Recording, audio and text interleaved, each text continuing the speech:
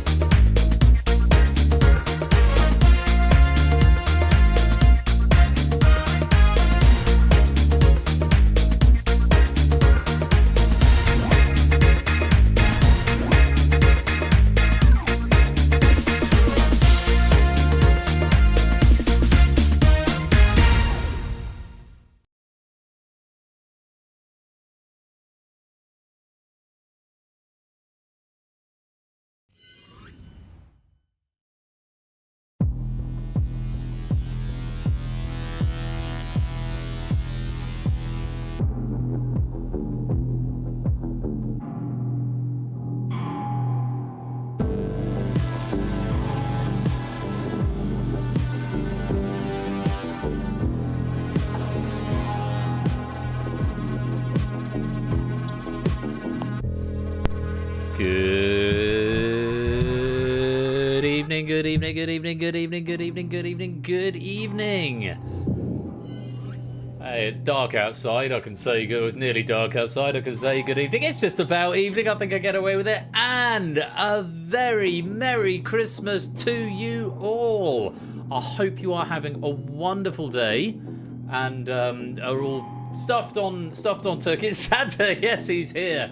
And thank you to Lewis for that opening pack of Bamboozle. And check out what I got for Christmas. A see-through Bamboozle jumper. Yeah, how exciting is that? Look at that. Merry Christmas. So, Anya saw it when she was on the Isle of Wight. She said, I must have that for Ben. So this is one of my... oh, yeah. No, let me put the tree back up. No. Well spotted, Frugs. Yeah, so I'm modelling my new Christmas jumper in honour of Lewis's pack of Bamboozle. Well done if you got some pennies out of that. Lovely to see you all. Thank you so much for joining me this Christmas day. I hope you've been having a wonderful time, whatever it is you are up to, whether you're with friends or family, or if you're having Christmas solo this year, thanks for taking out a little bit of time to come and play a bit of quiz. Hey, if you would be playing Trivial Pursuit anyway, this is like the next generation of Trivial Pursuit. Let me say hello and Merry Christmas to you all. Good afternoon / evening to Fetz and Prugs and Lupine and JR, and Merry Christmas to you. Merry Christmas and hello to SJ and Jerry, Silver Electron and AB Me. Hello Brisb and TVP and Shapes and Sam. Good afternoon to Gnarly Quinn and Stilgar, RBSP Streams and Flyboy Cola, Clive, Black Rabbit, Rushmead, Eli Henton, and anyone else who's lurking, loitering and lingering in the chat. You are all most welcome, and a very Merry Christmas to you all. Lovely to have you along. And we've got The Abyss. It's not a particularly festive game, I appreciate that, but we're all Quizmased out. So, yeah, we've got just a couple of short-ish formats. Another one later on. This one has been written by Zeus and proofed by Stimson's Angle. Very grateful to both of them for their efforts. Not sure if either of them are here this afternoon, but we thank them for their efforts. So yes, it's just going to be a relatively short stream, just something to say a change of pace from the rest of the day. We've had lunch. We had duck breasts and mash and carrots and leeks and the other vegetable. Was it carrots and leeks and broccoli and orange sauce? It was, honestly, it's the first time I've ever not had turkey on Christmas Day, and I think I'm a better man for it. It was very delicious. It took under an hour, and I did it without having to turn the oven on. We did it all on the hob, because we just fried the duck breasts, and yeah, everything else done on the hob. It was simply marvelous. We're having a roast tomorrow, but yeah, it's been a very nice day. So midnight mass crib service first of all, yesterday evening, and then midnight mass, which finished at about 10 to midnight. It's supposed to finish at midnight, and then the 10 o'clock service this morning. So we've done lots and lots of services, lots of I'm Christmas caroled out, and so we said we're just going to have a really chilled out affair today, and do a bit of a stream in the middle of it, and yeah, so all is well. And thank you for taking some time out your day to come and hang out. We're playing The Abyss first of all. Did you get some good swag, has Santa been? I've not described it as auspicious yet, no. On this most auspicious of nights, no, I have now. Fluffy and Lewis, welcome both of you. A Merry Christmas to you. We've got some good swag. We've only just done presents, so I got my new jumper. I got some new aftershave, got some new Yves Saint Laurent aftershave, which I needed. I got a Sonic the Hedgehog mug, which is really cool, and a Sonic keyring and new Sonic poster, so that'll be going up in due course. So yeah, not a bad little haul this year. I've got a giant box which got smaller and smaller. It's like past the parcel, got smaller and smaller and smaller. Ended up with a little badge in it. But it was quite funny. I had to go through a sort of Russian dolls of boxes to get down to it. But yeah, so I hope you've had some good swag, and whatever it is you're up to today, I hope you're having a lovely time. Let's get on with quiz, because we've got this and then we've got another game afterwards. Depending if there's an appetite for it, there might be something else at the very end, but I'm going to see how time goes and what the feeling in the room is. But yeah, I might have something to share with you a bit later on, but I'm going to play it by ear. I'm not going to promise anything. We are going to start with this game of The Abyss. It has been written by Zeus, proved by Stimson's Angle, and let's lock you in. There is a perma code in teeny weeny ice Drano vision at the top of the screen. If you do want to come and join, you need the universal controller right there, and the room code is that one there. Press that button to show you the room code in chat. Quick reminder of the rules. Going to face 40 questions across 5 broadly different categories. Make sure you use those crossword clues, because spelling does count in this game, so your spelling must be exact. After 5 questions, I'll get 9 players to come and join the Abyss Arena, and we're a slightly smaller lobby, so there might be more opportunity to get into the Abyss Arena. Wrong answers or abstentions will cost you a life. If you get 5 consecutive correct answers, then you get an extra life up to a maximum of 3. And if you exhaust your lives, you drop into the Abyss, and you're out the game, and you're replaced by a player from the wings. But keep answering even if you're in the wings, because there could be an opportunity to take that slot off another player a bit further on down the line, even if you've already been in once. And after 40 questions, the 9 players in the centre will go on to the Abyss final. So, Fairly straightforward. We've got 5 categories, and they are Merry Christmas, Currently Currencies, Christmas on My Radio, All Chris, No Tmas, and A Festive Tipple. Those are your categories. So Merry Christmas answers are all words made from the letters in Merry Christmas. So it's nice sort of letter-based game, so you'll have a clue from the letters in Merry Christmas. Currently currencies, given a country, provide their current currency. Christmas on the Radio, given the name of a Christmas song and a year, identify the artist or band who released the song in that year. All Chris, No Tmas, identify the famous person whose name starts with Chris from the clue. These could be Christopher, Christina, Christian, etc. When in doubt, just submit their surname, is the advice being given here. And a festive tipple, identify the drink most associated with the brand or product name. For example, Budweiser would be beer. Okay?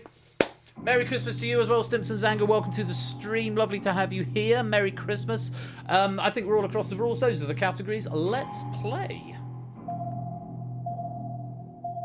Starting with currently currencies. United Kingdom, 5 or 8. Name the currency used in the UK. Currently.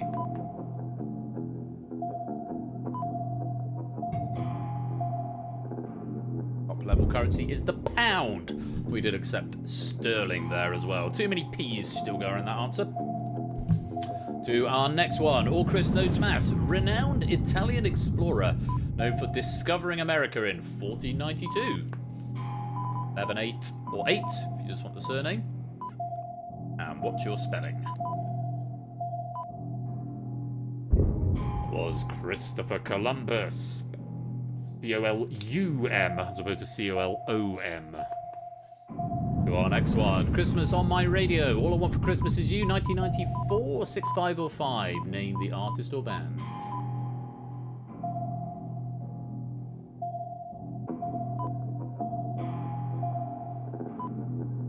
Would be Mariah Carey. She's finished defrosting now. She's gone back into hyperfreeze.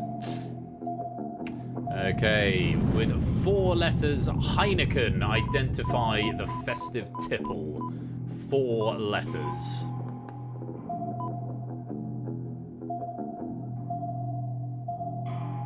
See a sea of green here. That is another beer, and it's technically a lager, but only there's 5 letters in lagers, so beer is all good.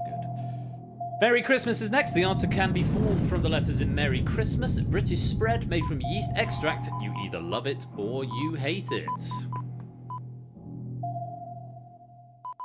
You can make it using the letters in Merry Christmas, and that makes Marmite. It's nice on toast. I wouldn't eat it out of the jar with a spoon, though. Yeah. And let's bring some players into the centre. We bring in Jerry with 5 points. Kegler with 3 points. Fluffy Dunes with 5 points. Shapes with 5 points. JR with 5 points. Apodo with 5 points. Vets with 5 points. Arsini with 2 points. And one more to get to the centre is Silver Xmas, aka Electron, with 5 points. Good luck to you all. Stay in the centre as long as you can. Here's our next question. All Chris, No Tmas played Wednesday Addams in the Addams Family. 9, 5 or just 5?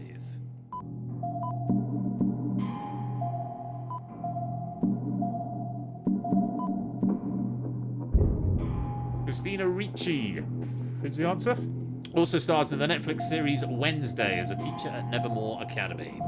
Next one. Creature in Greek mythology composed of different animal parts, including a lion's head and a snake's tail. You can form this answer from the letters in Merry Christmas.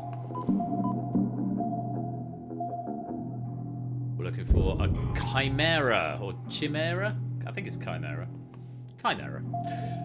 To our next one, we're looking for a festive tipple. Copperberg with 5 letters. What is Copperberg a type of? Clue? It's not this.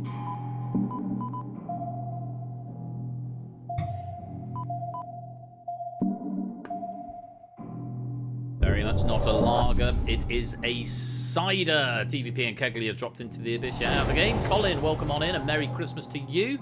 AB Me joins us with 6. And Cola joins us with 8. Welcome to the centre. 32 questions to go. Next one, we're looking for a currency of India with 5 letters. Current currency of India with 5 letters.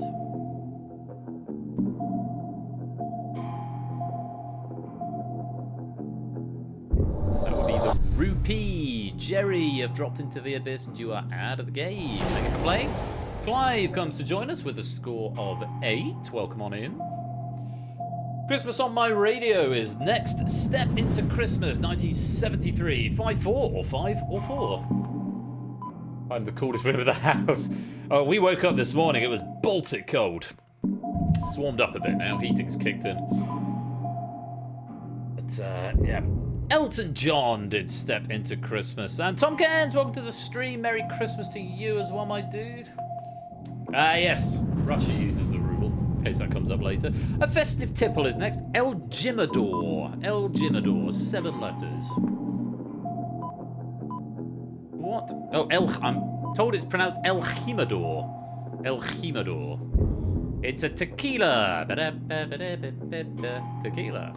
I don't know if you got that one. To our next one. Christmas on My Radio. Rocking around the Christmas tree. 1958. 6, 3 or 3.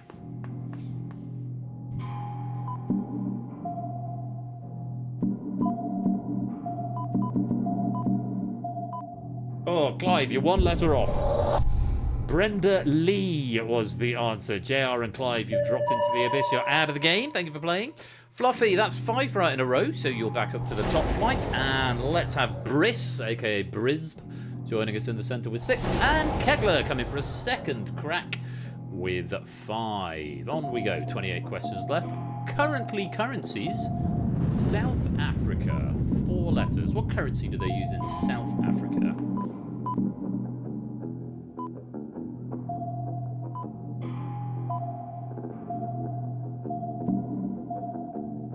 They use the rand in South Africa. Silver Electron, you've dropped into the abyss. You are out of the game. Thank you for playing. Shapes back up to level 2. Apoda back up to the top flight, both with 5 right in a row. And yes, I did have a shave, Tom. I had a shave before Midnight Mass. Flyboy, welcome to the centre with 8 points. Yes, it's got the goatee and the sideburns now. Merry Christmas. Spice made from the covering of the nutmeg seed. Remember, you will be able to... the answer will be able to be spelt from the letters in Merry Christmas. But yeah, it's a bit neater now, I think. A bit neater. That would be mace. Mace. Jesus was all... But Jesus didn't have a beard when he was born, though, Clive, which is what we celebrate today. All Chris Notes Mass, comedian and a winner of the 2024 series of Strictly Come Dancing. 5, 10 or 10. Yeah, he didn't have a beard when he was born. The baby Jesus didn't have a beard. Okay, much later. Chris McCausland, slightly trickier one there. Fetz, AB Me, Brisbane, Kegler, you've dropped into the abyss and you're out of the game. I was, actually. Yes, I was. Marcini joins us for a second attempt with 4. JR coming for a second attempt with 10. Ralph coming for their first attempt with 14. And Eli coming for their first attempt also with 10. Welcome to the Abyss Arena. On we go. We're after a festive tipple. Chivas Regal with 6 letters. Chivas Regal. Thank you, Colin. Yeah. It's not easy being the, witness to the birth of the Messiah. That's a whiskey. We did also accept Scotch there. Whiskey. Very well done if you got that one. Christmas on My Radio. DJ Player. A Christmas Song 2023 with 4 letters. And was there at Jesus' birth. Buy your loved ones a gift of quiet nihilism for Christmas. Yeah, don't forget to get your raid messages in. That was Cher, a slightly trickier one. Cola and Flyboy, you dropped into the abyss and you are out of the game. Thank you for playing. Cruz comes to join us with 11, as does Jerry, coming for a second attempt with 9. On we go. We're looking for currencies again. South Korea, 3 letters.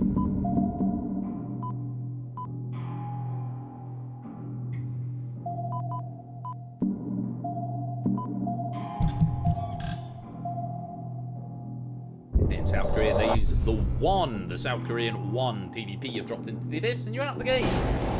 AB Me coming for a second attempt with a score of 11.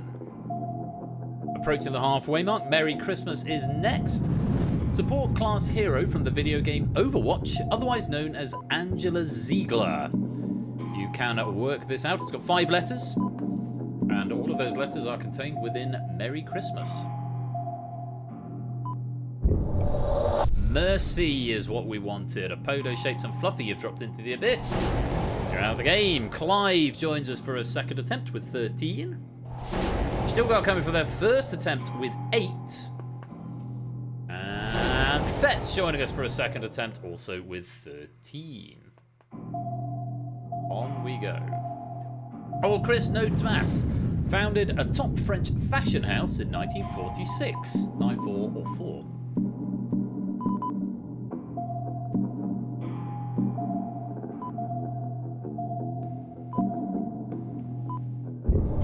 Christian Dior is the answer. Prugs has dropped into the abyss and is out of the game. He's going to be replaced with Brisb on their second attempt with 9 points. Festive Tipple is next. Bacardi with 3 letters.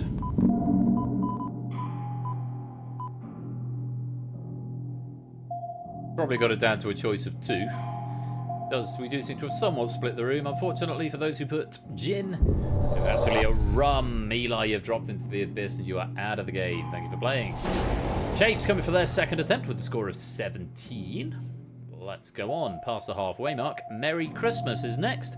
School subject mentioned in the title of Bonnie Garmis's best-selling 2022 novel, Lessons in Blank, with 9 letters. All of those letters do appear in the phrase Merry Christmas.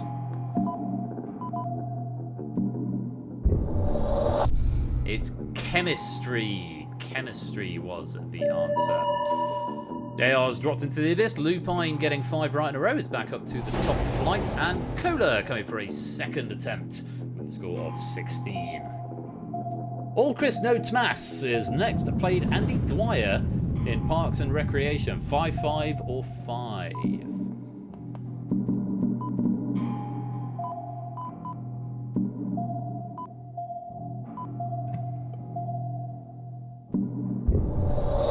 Himself, Chris Pratt is what we wanted there. Brisby, you've dropped into the abyss. You're out of the game. Fluffy coming for their second attempt with a score of 18. As we move on to another currencies question, Mexico with 4 letters. What currency is used in Mexico?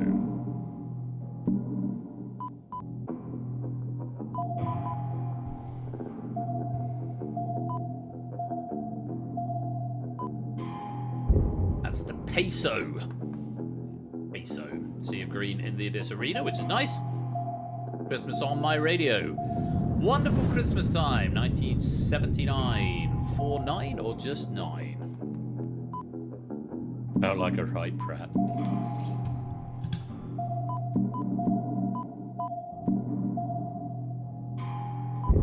That's Macca, Paul McCartney. And ABB, you dropped into the abyss and you're out of the game. Flyboy coming to replace you for their second attempt with a score of 13. Onwards. All Chris No Tomas, lead singer of Coldplay. 5, 6 or 6.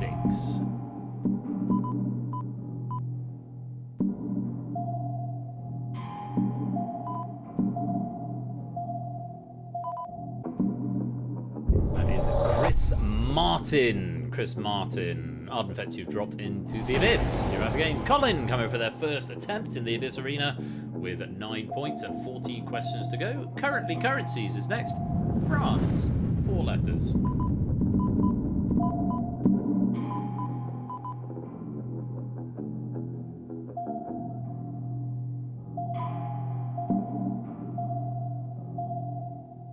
Fairly simple one. They use the euro in France. They haven't used the French franc for many years. Merry Christmas is next. Thor's prized possession, Mjolnir, is this item. 6 letters. All of those letters can be found in the phrase Merry Christmas.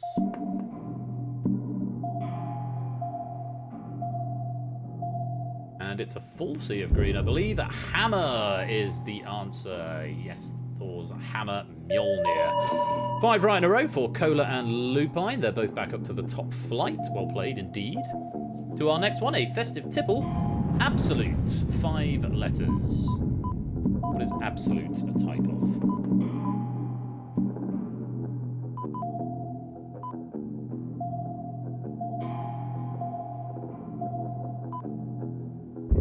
That's a vodka, and it's another sea of green. Lovely to see.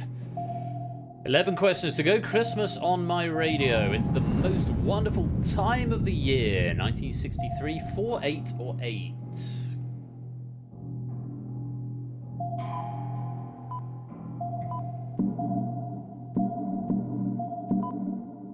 It's the most wonderful time of the year. It's Andy Williams, Jerry and Stilgar dropping into the Abyss and out of the game. RBSP, first appearance in the Abyss Arena with 17 points. Kegler with their third appearance with 12 points. Welcome on in. 10 questions to go. Merry Christmas is the category.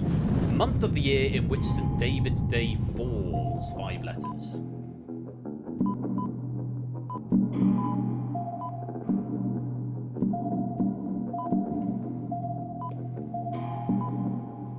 David's Day is in March. It's March the 1st specifically. Very well done if you got that. 9 questions left. A festive tipple. Bombay Sapphire with 3 letters.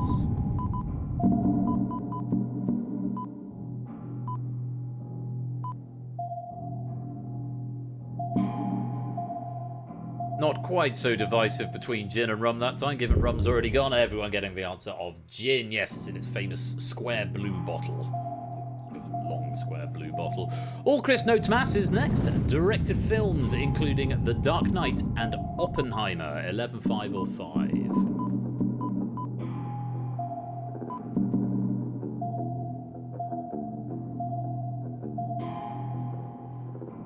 Would be Christopher Nolan. Very well done if you got that one. 7 questions to go. Rum's already gone. Christmas on my radio. Last Christmas, 1984. 4 letters.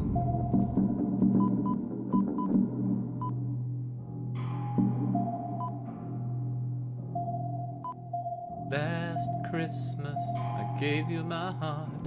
It's Wham, although it was only performed and fully written by George Michael, but it is credited to Wham, apparently. Currently currencies next. Canada, 6 letters. What currency do they use in Canada?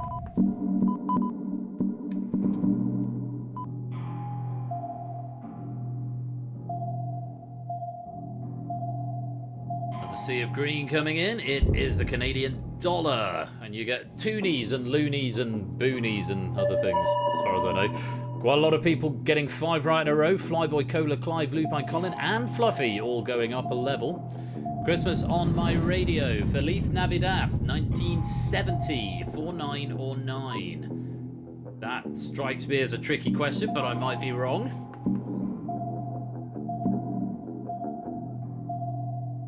Don't know if you got this one. Jose Feliciano did Feliz Navidad in 1970. Just 4 questions to go. All Chris Notemas, model and lip sync battle co-host who is married to John Legend. 7, 6 or 6.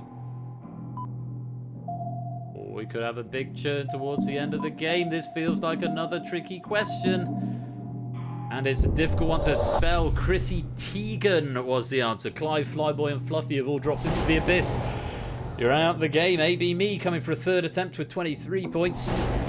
Eli coming for a 2nd attempt with 27 points. And Apodo coming for a 2nd attempt with 28.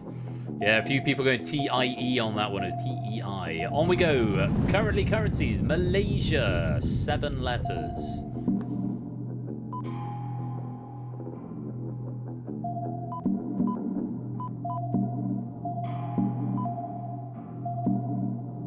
Another tricky one. It's the ringgit. RPSB streams Cola, Kegler, and Colin. You've all dropped into the Abyss and are out of the game.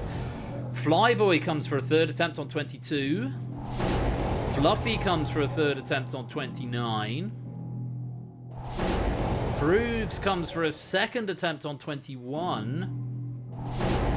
And Jerry comes for a 3rd attempt on 24. There are just 2 questions left. That's a big churn at the end. Merry Christmas. When listed alphabetically, the next flavour of quark after bottom with 5 letters. All of those letters feature in the phrase Merry Christmas.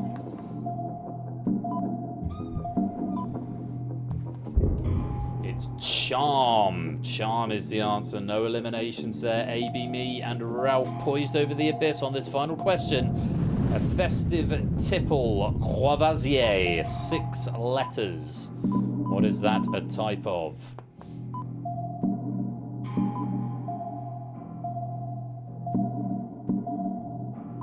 The cognac, though we did also accept brandy, and that is the end of the main game. A bit of an upset in the last 5 questions there with a big churn, but we have got 9 players here in the final in the form of AB Me on 24, Flyboy on 23, Eli on 28, Fluffy on 31, Ralph on 34, Proogs on 22, Shapes on 35, Apodo on 29, and Jerry on 25. You absolutely deserve to be here, Proogs. Anyone deserves to be here because it's pseudo RNG. It's not about being deserving, to be honest. So, here's the instructions for the final. If you didn't make it into the final tonight, bad luck, but they still answer the questions in the remainder of the lobby game, and there's, of course, another game coming up in a little while.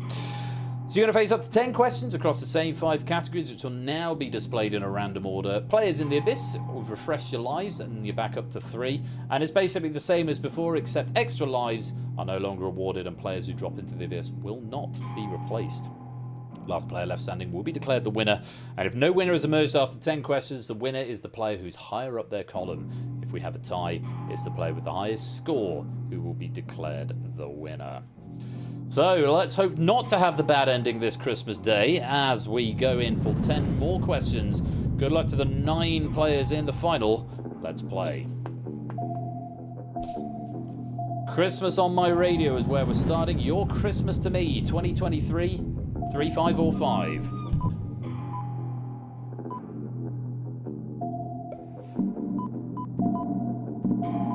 This person has definitely been mentioned once this Christmas already.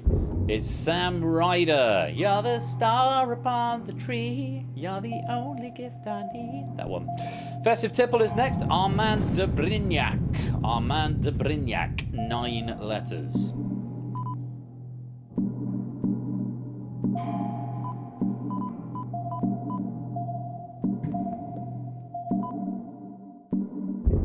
That is a champagne, otherwise known as Ace of Spades, otherwise known as overpriced and overrated. Hashtag opinions. Currently currencies, 5 letters. What's your spelling? Denmark.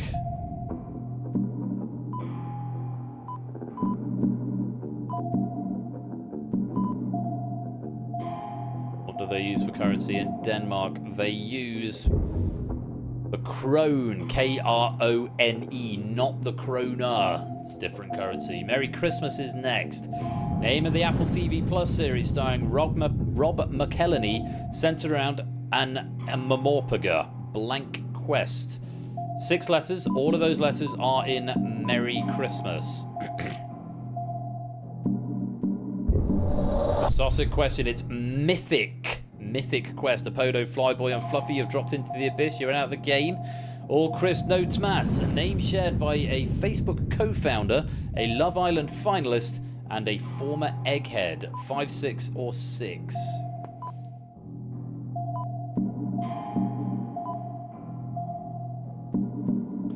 Another little tricky one. It's Chris Hughes.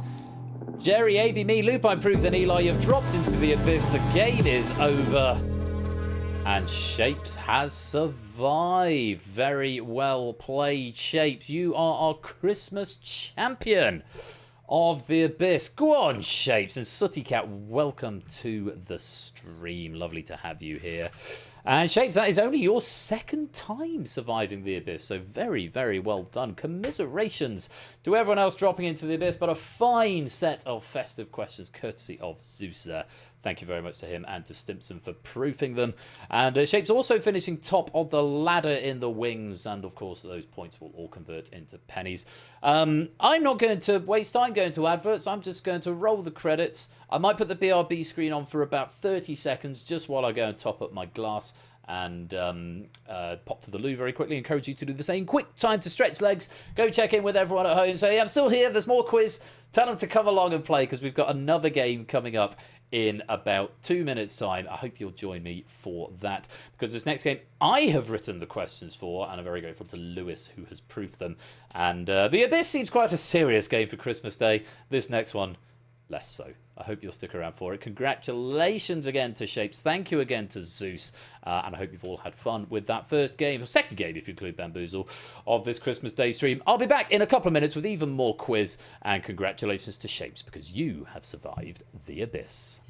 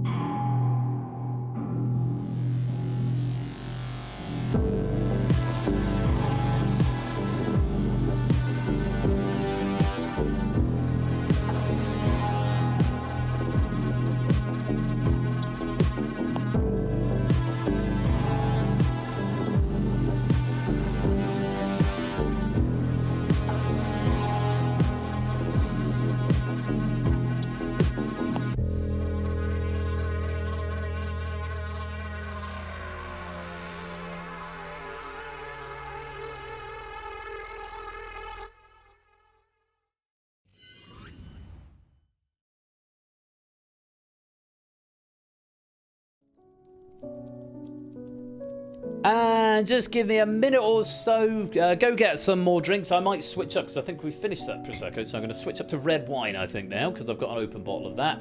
And when we return, a little bit more quiz for you. And I might even have a little special surprise after that. So please do stick around this Christmas Day. Go get yourselves another drink. Get some more snacks if you've still got any room after all the turkey and stuffing. But if you've got like some chocolates or something you want to nibble on, now's a great time to go and grab them. But it won't be a long break. I will be right back in about 2 minutes with even more festive quiz. And I hope you'll stick around and join me for it. Don't touch that dial. We'll be right back.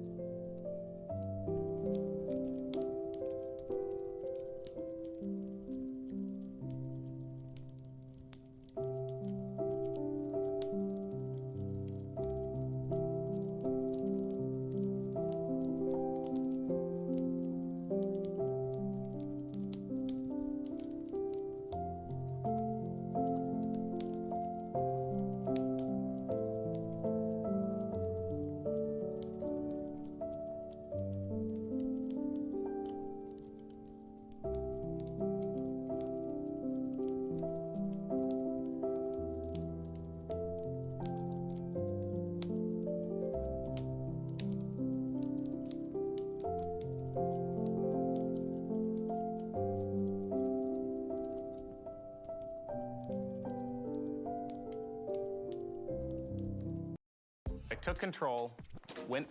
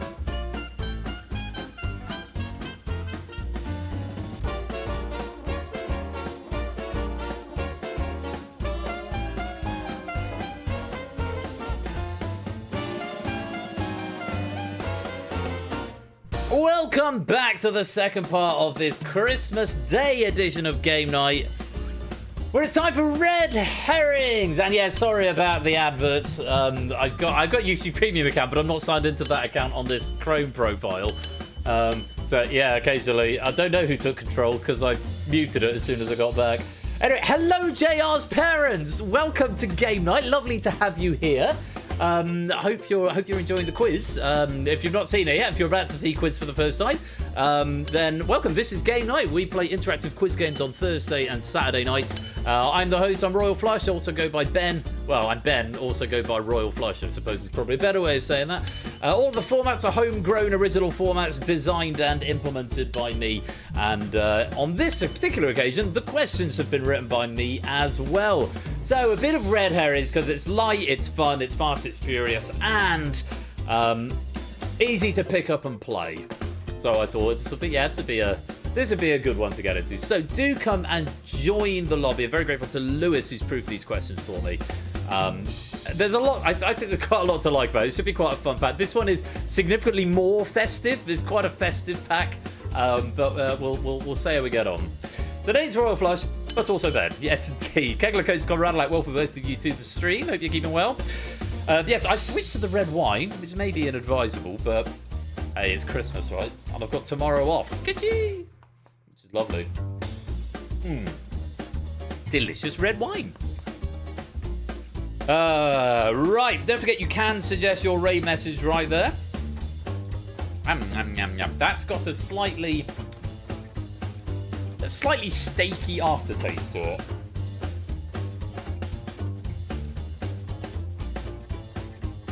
Oh, it's not steaky, but there's a very. Oh, there it is. What is that aftertaste that it's got? It's like a brothy something. It's like Marmite or something, but it's not Marmite. I know exactly what it is. Oh, a steaky aftertaste. Right, I'll give you another 30 seconds or so if you want to come play Red Herrings. What is that taste? It's like is it pork pie? Or a snossig of some sort? It's a pork flavour or something. Something that I get from the butchers regularly. No, it's not Bovril. There's a slightly sausagey aftertaste to it or something. Anyway, plan for the rest of my day. Say I'm just modelling my new Christmas shop, which I'm very pleased with. Girlfriend done good. Plan is, we do red herrings. A trotter. There's a trottery aftertaste to it. Tripe. I remember the last time I had tripe. We're going to do red herrings. I might do something else after this, depending if there's an appetite for it.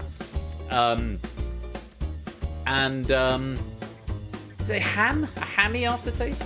And then I will probably give my mum a call, give my mum a FaceTime and say hi. If you're not with family this time of year, then Christmas is always a good opportunity to give them a call, check in, make sure everyone's doing okay. Oh, welcome on in, Colin and Fetz. Welcome. And Kamikaze, welcome to the stream. Quiz with a sausagey aftertaste. Cabernet Sauvignon. Very good indeed. Cabernet Sauvignon. Pay more attention. Right, another 30 seconds or so, and then I think we're going to get this second game under. My phone didn't charge last night, so it's currently charging because I'm going to need to make calls and things later on. It's definitely pork. But this is going to be the centre of the rain messages tonight. It's all on the aftertaste. It didn't have this aftertaste a couple of days ago. I think it's because it's been open for a day or two. But this is a present from a friend who's part owner of a vineyard. So it's from our vineyard in Heidelberg. Here, have some wine. It's not bad. It's not bad at all. Boom, boom, boom, boom. Yes. Marinate the Sunday. No, we've not had a Sunday roast. We had duck. It was pan-fried duck. Pan-fried duck breasts with mashed potato, and carrots and broccoli and leeks in an orange sauce. Very nice. Speaking of ham with green beans, potatoes. Ah, that sounds good to me, Kamikaze. That is the end of the sting for a second time, so I think we're going to leave it there, and let's lock up the lobby and let's play Red Herrings! Okie dokie, round 1 is Christmas party music. Answer the 12 questions using the options available. You get 1 point for each correct answer, but you lose a point for an incorrect answer. You don't have to play if you don't want to. You can abstain if you think you've got no idea. There's bonus questions. They may appear. They're worth 3 points if they're right, but they will cost you 3 points if you were wrong. If you get a perfect round, that's 12 out of 12. I'll give you an extra 2 bonus points at the end. Answers will never be used more than once, but they will still be available to be clicked, so you need to sort of mentally keep track of which answers have already gone. There are additionally 4 red herrings hidden on the grid, which will never be correct. Okie dokie. Let's take a look at our options for Christmas party music. Here's the board. Freddie Mercury, Tony Mortimer, George Michael, Bono, Brian McFadden, Boy George, John Lennon, Phil Collins, Neil Tennant, Philip Oakey, Cheryl, Emma Bunton, Noddy Holder, David Gilmour, Zach De La Rocha, and Tony Hadley. Those are your options. Now, here are my notes on this round. Everybody loves the race to Christmas #1. More so since the departure of Lad Baby from cultural relevance. Although I listened to this year's Christmas #1 yesterday, wasn't impressed. In this opening round, you've had enough Christmas music as well. You get a little bit more. In this opening round, match these UK Christmas #1s with the singer who was in the band that originally performed them. So you're going to see a bunch of Christmas #1s. You need to work out the band and then associate that band with the singer. So, if you are all ready... Yes, Jeff Bezos got Christmas #1. He sort of did. You got Christmas #2 with Sam Ryder a couple of years ago. But anyway, here's the board. There's the board. Matching the song with the artist who was in the band who originally performed it. Good luck. Have fun. Here's question #1. Killing in the Name. You won't do what you tell me. Killing in the Name of... Bam, bam, bam. I may sing them.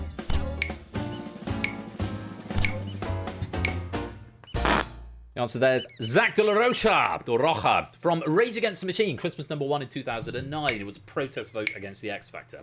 Next, Another Brick in the Wall Part 2.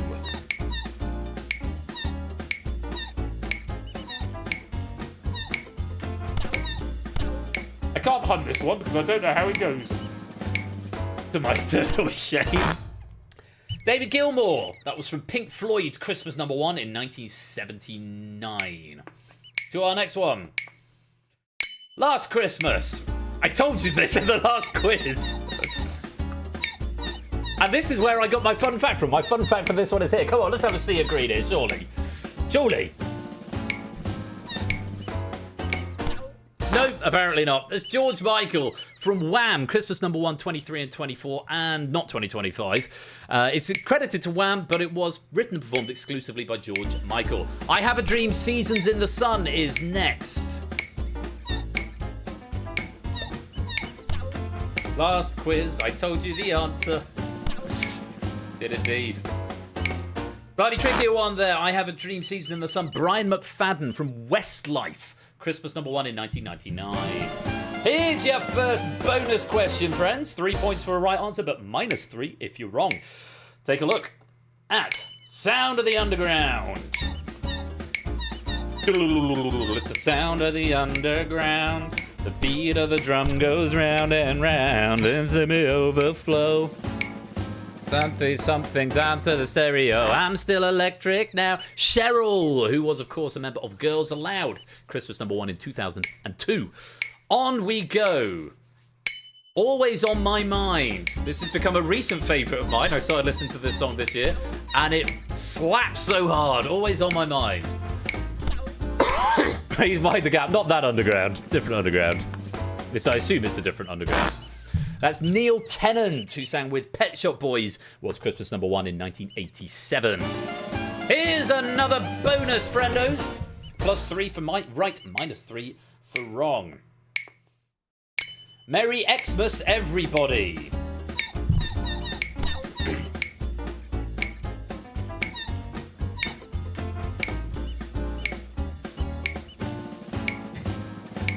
I thought more people would get this one.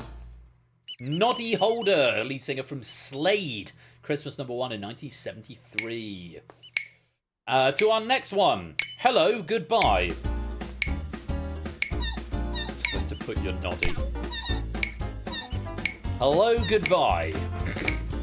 The youth do not cry out to say it. It makes me sad, Clive. Great song, that is. Unlike this one.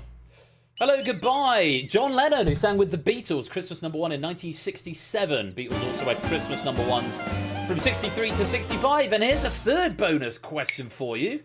Get ready, take a look at this. Bohemian Rhapsody.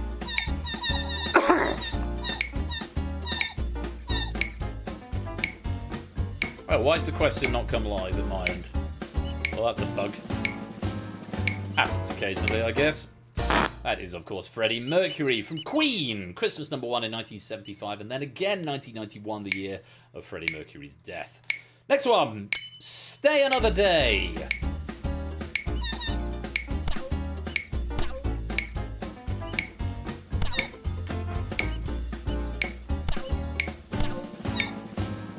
People going for Brian McFadden. Brian McFadden's already gone. He was Westlife. This is a different boy band. Tony Mortimer from East 17. Christmas number 1, 1994. Next, 2 become 1.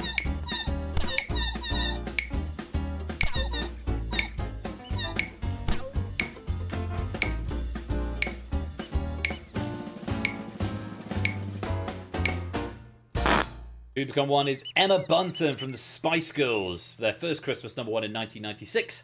They also had Christmas number 1s in 97 and 98. Final question. Don't You Want Me?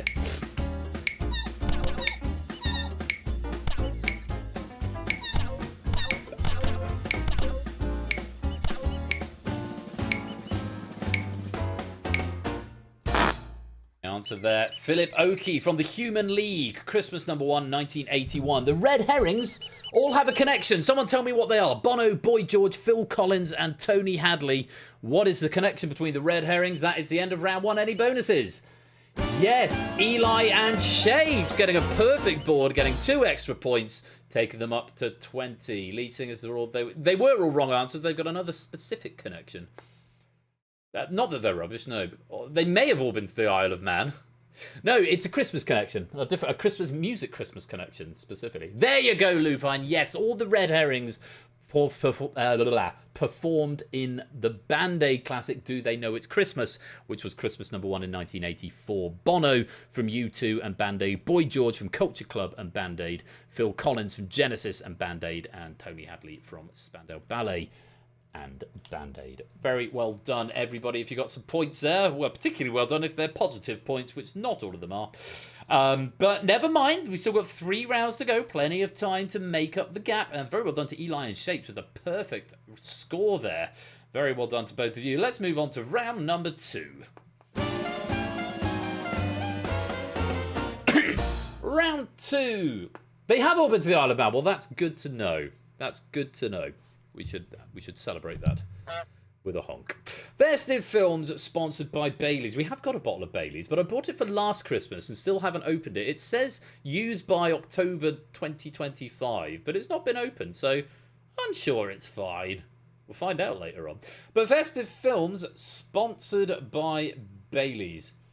Yes. Well, I didn't give Lupine a point for getting the actual answer either, so I'm not going to do that. Answer the 12 questions using the options available. Answer faster to earn more points. Answering incorrectly freezes you out of the following questions. So be mindful before you answer, because not only do you not get points, but you miss an opportunity to answer a subsequent question. Bonus questions may appear. They're worth a flat rate of 5 points, not subject to the timed element.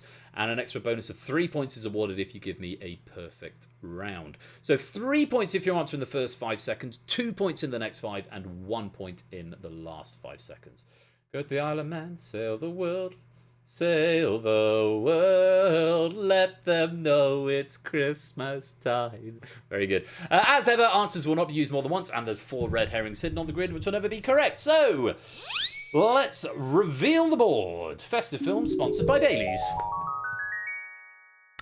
Bad Santa, Arthur Christmas, Elf, A Christmas Story, The Muppet Christmas Carol, How the Grinch Stole Christmas, Die Hard, Jingle All the Way, Home Alone, Love Actually, Miracle on 34th Street, Violent Night, The Santa Claus, It's a Wonderful Life, The Nightmare Before Christmas, and White Christmas. So, here's how to play. Influencer sponsorship. Kakitty44, welcome to the stream. Lovely to have you here. Now, we've all got our favourite Christmas movies. However, we've usually had a bit to drink on Christmas Day and can barely remember the plots. Identify these Christmas movies that have been explained by a mad uncle after drinking half a bottle of Bailey's.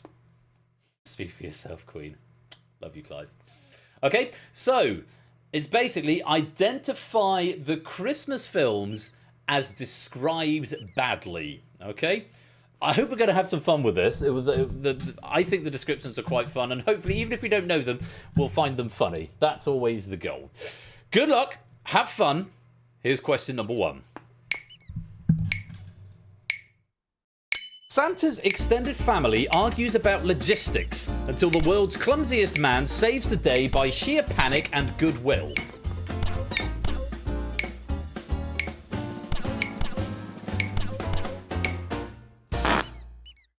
Tough one to start with. That's Arthur Christmas. Arthur Christmas is the answer there.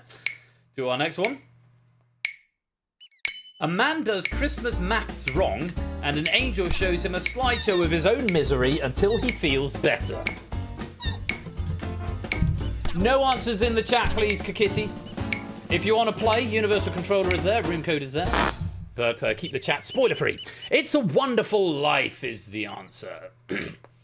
Orange if you're frozen out, here's the next one. Frog and friends emotionally bully a grumpy old man into being nice by singing aggressively at him.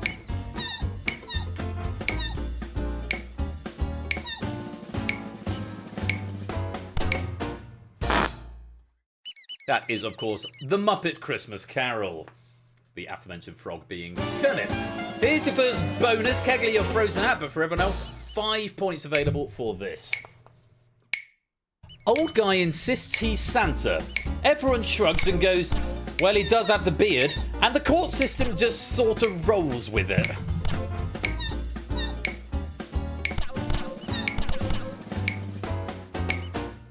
Oh, a few wrong answers there. Miracle on 34th Street was the answer. A few players falling into our little heffalump trap, which may come up a bit later on. Next question. Arnold Schwarzenegger goes feral in a toy store because he forgot to shop earlier and then somehow ends up piloting a superhero costume.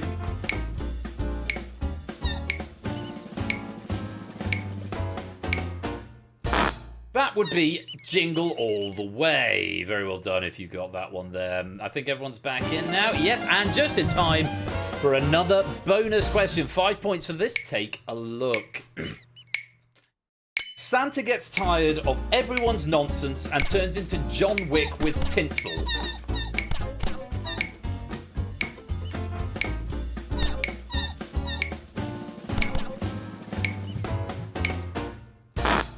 That would be Violent Night. Violent Night, starring What's-His-Chops from Stranger Things. Next one. A dozen couples desperately need communication skills while Christmas blares loudly in the background.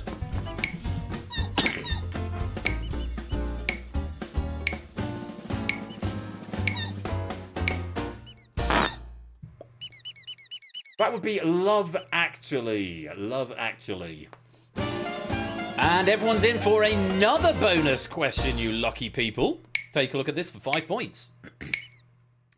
A skeleton gets bored and tries to borrow Christmas like a library book he doesn't want to return.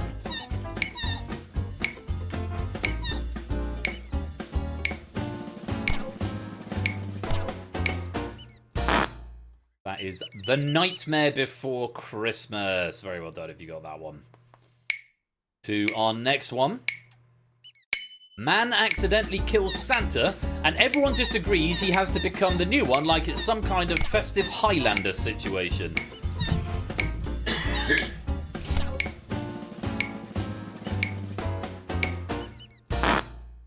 That one's the Santa Claus. A few people getting that and Miracle on 34th Street plots mixed up. That's the Santa Claus. To our next one. Parents misplace child like he's a set of keys, and he responds by committing elaborate violence against two men who definitely need therapy. We all cheer for this. That is holiday classic Home Alone. Well done if you got that one there. And still got a welcome to the game. Here's our next one. Man visits wife, loses shoes, ruins office party, and invents a new kind of Christmas tradition involving explosions.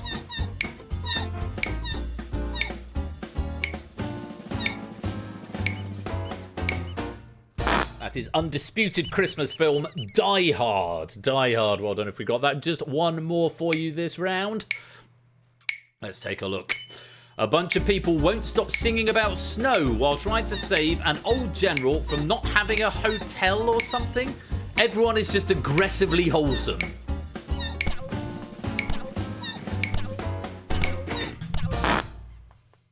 That is White Christmas. White Christmas. Very well done if you got that. The red herrings there, no connection. Bad Santa, How the Grinch Stole Christmas, Elf, and A Christmas Story. And that's the end of round 2. Any bonuses?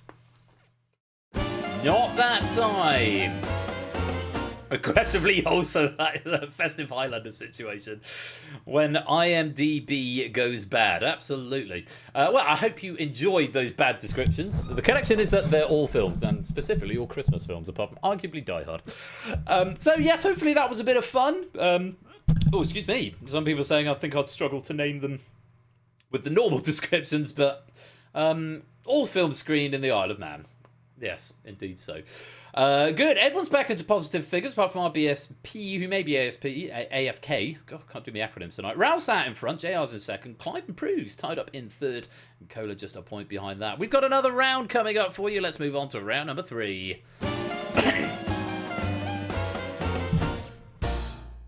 Round 3 is the work meal. Answer the 9 questions using the options available. Earn more points for each consecutive correct answer. If you get it wrong, it breaks your streak and you start building it back again from 1. So consecutive worth 1, then 2, then 3, and so on. If you abstain, you don't get points for it, but it does preserve your streak. So you go 1, and then 2, and then 3, then abstain. The next correct one will be worth 4. No bonus questions in this round, but I will give you 5 points. 5 points. If you can get a perfect round and answer all 9 correctly. Answers, as ever, are not used more than once. There's 3 red herrings in the grid this time, and 12 answers to choose from. Those red herrings will never be correct. Always remember, do keep a mental tally of the answers that have already been revealed, because you can still click them, so they will never be used again. The work meal is the subject. We've had, Christmas party music. We've had Christmas party music, festive films sponsored by Bailey's, and now time for the work meal. Let's load the board.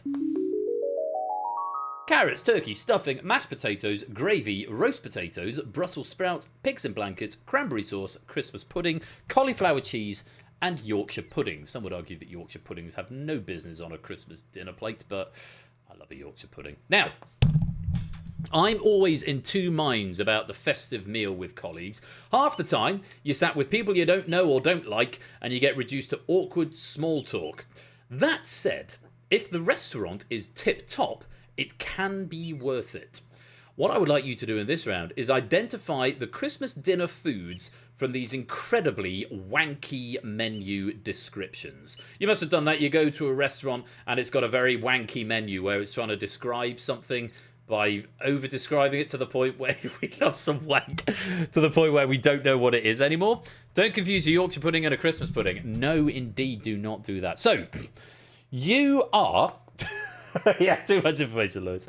You're trying to identify what foods we're talking about from the poshest restaurant menu you've ever seen in your lives.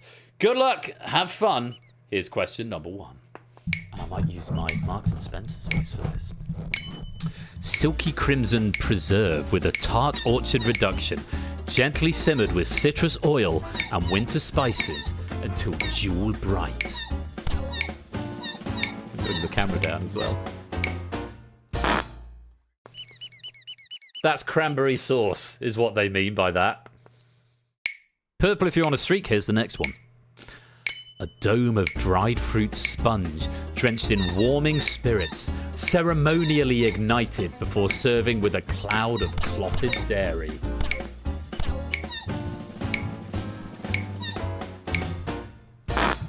Skip the meal, have an orgy, much less awkward. That's Christmas pudding. Next. Brassica florets in molten heritage cheddar, folded through a velvety Alpine-style cream infusion and blistered under a ferocious grill. Or is there any M&S perchance? I don't know. They might be. That's cauliflower cheese. Exquisite trivia soufflé with the cerebral garnish. That's a front runner at the moment. Next, pork-borne cylinders of festive seasoning, pan-crisped until mahogany and enriched with orchard fruit sweetness. That's Nigella.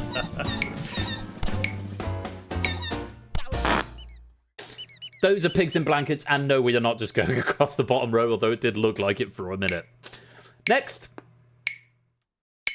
Emerald midwinter cabbages, cross-scored, steam-kissed, and finished with a caramelized nut glaze that tames their notorious fortitude. Welcome, Panda. Happy Christmas to you, my dude. Merry Christmas to you and yours. Hope you're keeping well. They're Brussels sprouts. You just turned up in time for our wanky Christmas menu items. See if you can figure out any of these. Here's our next ones. Velvet white, butter-kissed swirls, steamed until airy, then cloaked in a nutmeg-scented cream that caresses each curve. Who signed off on that? Oh, yeah, it was you, Lewis. It was you what signed off on this. Those are mashed taters. Mashed taters, in other words. To our next one. Lattice-wrapped chestnut parcels with soft orchard nuts, folded with herbaceous greenery and baked until the outer crumb is a golden whisper.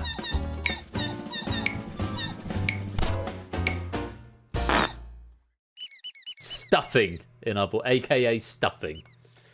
Next. Thrice cooked tuber medallions, parboiled, shaken to frayed edges, and roasted in bubbling farmyard dripping for maximal crunch. This is not just quiz, this is an M&S quiz. Odie, welcome on in, my dude. Merry Christmas to you. Roast potatoes is what those ones are. And one more for you. Fluffy oven-risen batter crowns, forged from farmhouse dairy and heritage grains, inflated to improbable grandeur by volcanic heat. Them's Yorkshire puddings, them they are. And the red herrings there. Turkey, carrots and gravy, all those up there in the top left-hand corner. Hope you had fun with the wanky menu items, and that is the end of round 3. Any bonuses? Yes, quite a few. Ralph, JR, Pruse, Cola, Colin, and Shapes all having a perfect round and getting 5 bonus points. Let Baby Panda open gifts. He's busy playing with the toy claw machine. Here's to oh, bless him. Do pass on my regards or send my love, whatever's more appropriate, Panda. Sorry to hear about poorliness in the family, but glad the family's all together. I hope you're having a wonderful day. And thank you for stopping by. It's good to have you here. And Woollyback just joined again. Woollyback, hello. Welcome to you. Merry Christmas. This round is making me hungrier. Did you enjoy the menu items? Her friend says sprouts are fart bulbs. Yeah, you wouldn't find that on the Brasserie Blanc, would you? Usually the main dishes for your Christmas meal. Well, Carnation, all delicious. Absolutely. Right, I can do two. Merry Christmas and Feliz Navidad. There's English and Spanish. We have got one more round, friends. It is the Big Tamale, and here is how to play it. It's the most wonderful time of the year, and Woody back. Welcome to the stream. Merry Christmas to you, my dude. Hope you're having a wonderful day. You need to find the 6 correct answers that fit the criteria. Give me a wrong answer. You'll be told how many you got right, and you will be frozen out for 5 seconds. The first to find all 6 will win 50 points. I won't tell you which ones are correct, because that makes it a bit too easy. That's a bit Google that order. But I'll tell you how many are correct. Okay. First find all 6 will win 50 points. Subsequent correct submissions will win 5 points fewer than the previous player. I'll gradually take some answers out. Thank you, Stilgar. Gradually take answers out of the grid as gameplay progresses, and we'll keep going until we found all 6 answers. Until 10 players have found all 6 answers or 90 seconds have expired. So, this might seem more tricky on the surface than it actually is. Halfway through, I'm going to give you an extra clue to this, but let's see how we get on. Let's hide those instructions. It is the most wonderful time of the year, and your options are... Julius Caesar's assassinated. Usain Bolt sets the current 100-meter world record. Live Aid takes place in London and Philadelphia. The Japanese attack Pearl Harbor. Pope Benedict XVI dies age 95. The US Declaration of Independence is ratified. Boris Johnson wins the UK general election. Robert Catesby and Guy Fawkes fail to assassinate King James I. The RMS Titanic collides with an iceberg and sinks. William the Conqueror is crowned King of England. Neil Armstrong becomes the first man to walk on the surface of the moon. England's men's team win the FIFA World Cup. A Christmas Carol is first published. The first cases of COVID-19 are confirmed in the UK. Taylor Swift concludes the Eras tour, and Archduke Franz Ferdinand is assassinated, triggering World War I. It is indeed the most wonderful time of the year. So wonderful, in fact, that so many events took place in December. Identify the events that took place in December. Yes, it is indeed the most wonderful time of the year. So wonderful that many significant things have taken place in the month of December. Identify them. 1% Club Christmas special. What? Okay, I've seen 1 5 so far. I've seen 2 5s now. It's not the assassination of Archduke Franz Ferdinand. That was in June. There's the first 2 in quick succession. TVP, followed by Kegler Coach. It is not Usain Bolt. That was on the 16th of August. Quite a few 5s still in here. 40 seconds to go. It is not the US Declaration of Independence being ratified. That was the 4th of July, obviously. Another solve coming in for Clive of Legend. Look to the wrong answers. There's some very obvious wrong answers in here. It is not the first cases of COVID-19 being confirmed in the UK. That was in January. Few more solves coming in. Colin, Cola, Woolly back. Any more for any more. 20 seconds to go. It's not Neil Armstrong. AB, me and Fluffy Bunny now solving. 20th of July was Neil Armstrong walking on the surface of the moon. Lots of 5. There's another 6 for JR. It is not the RMS Titanic. That was the 14th of April, 1912. Jerry solves or finds all 6. And that is the end of the quiz. Oh, very well done if you got those. We had 8 seconds left on the clock when 10 of you solved. So there are all the red herrings up there. Let's go through them very quickly. So, in reading order, Japanese attack on Pearl Harbor, 7th of December, 1941. Pope Benedict XVI died on the 31st of December, 2022. Boris Johnson won the UK general election on the 12th of December, technically the 13th of December, 2019.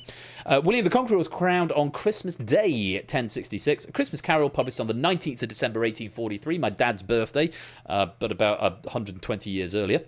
In fact, exactly 120 years earlier. Taylor Swift concluded the Eras tour on the 8th of December 2024. Julius Caesar assassinated, to go through the red herrings. The Ides of March, 15th of March 44 BC. Usain Bolt, obviously, in the... It wasn't the Summer Olympics, it was the Commonwealth Games or something. But 16th of August 2009.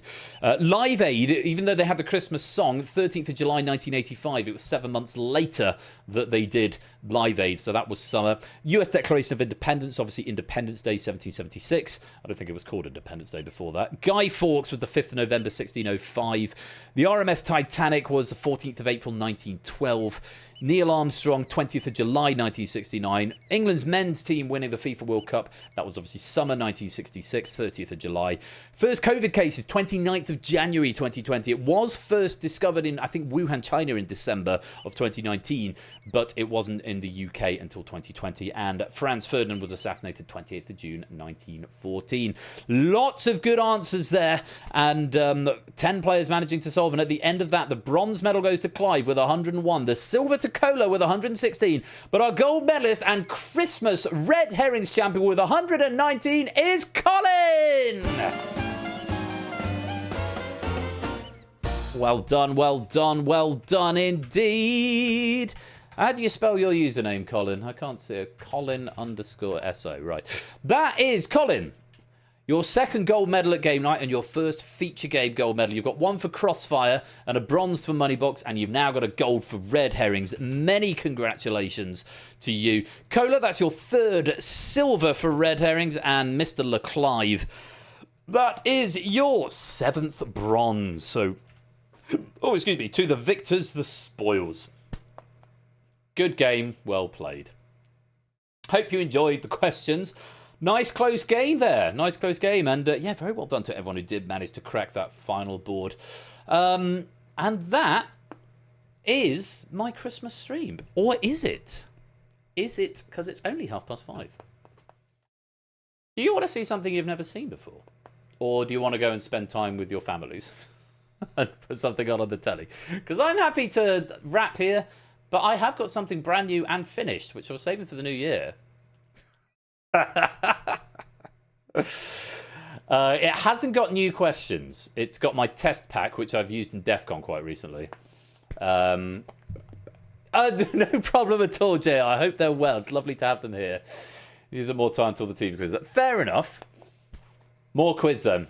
I know I do want to show you, but I don't want to show you if people are going to go. So should be #no. I'm going to do it. If you don't want to stick around, if you've got stuff to do, I completely understand. It is Christmas Day. But I have got a new game. It's my first new full format. And it makes sense to show it on the season finale. This is going to be featured in next year. Still need a little bit of ironing out, but I'm very curious to see what you think of it. It's a relatively straightforward format in terms of rules and stuff, but let's see what happens. I'm going to go for a quick wee.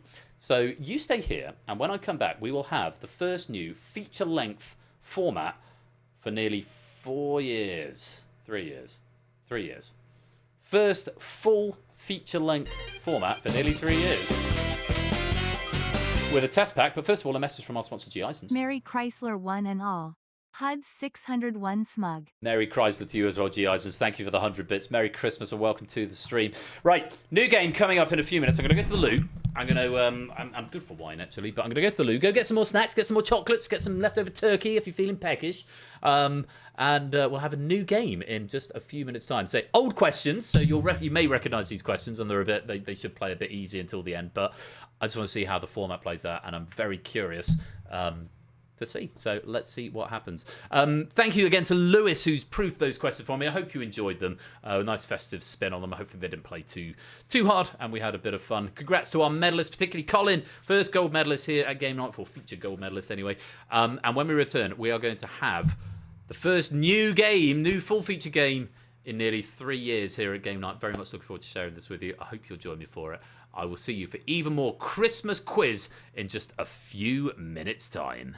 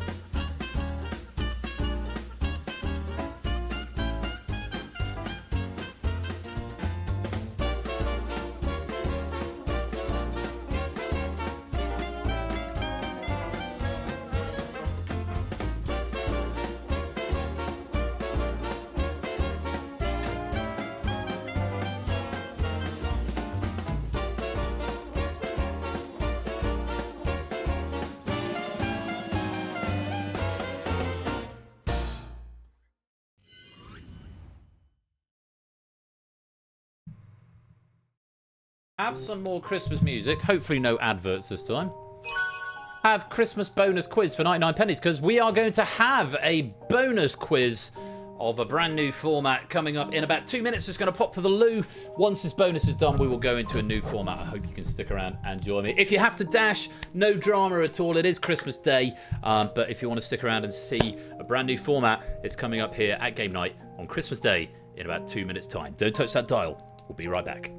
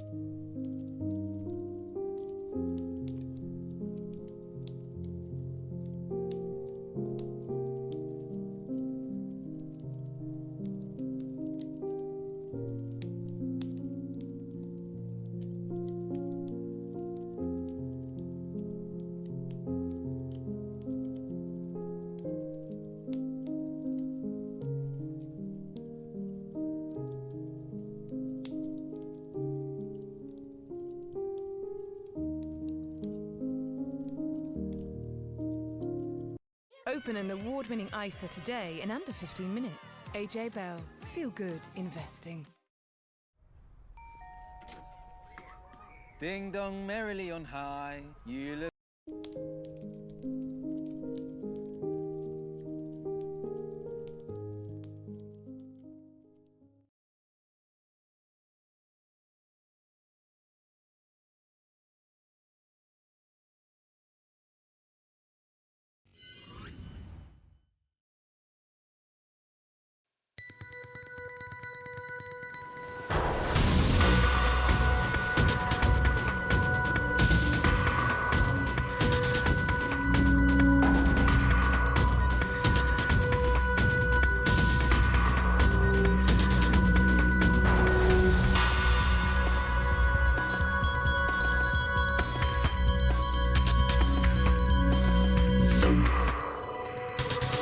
Welcome to Apex. First new full feature-length format I've devised in nearly 3 years. Come and join the game if you want to play. XWKF is the code. You need the universal controller. I'm going to get my bottle of wine because I didn't go that. I just went for a wee. Hey there, come join and I'll be back.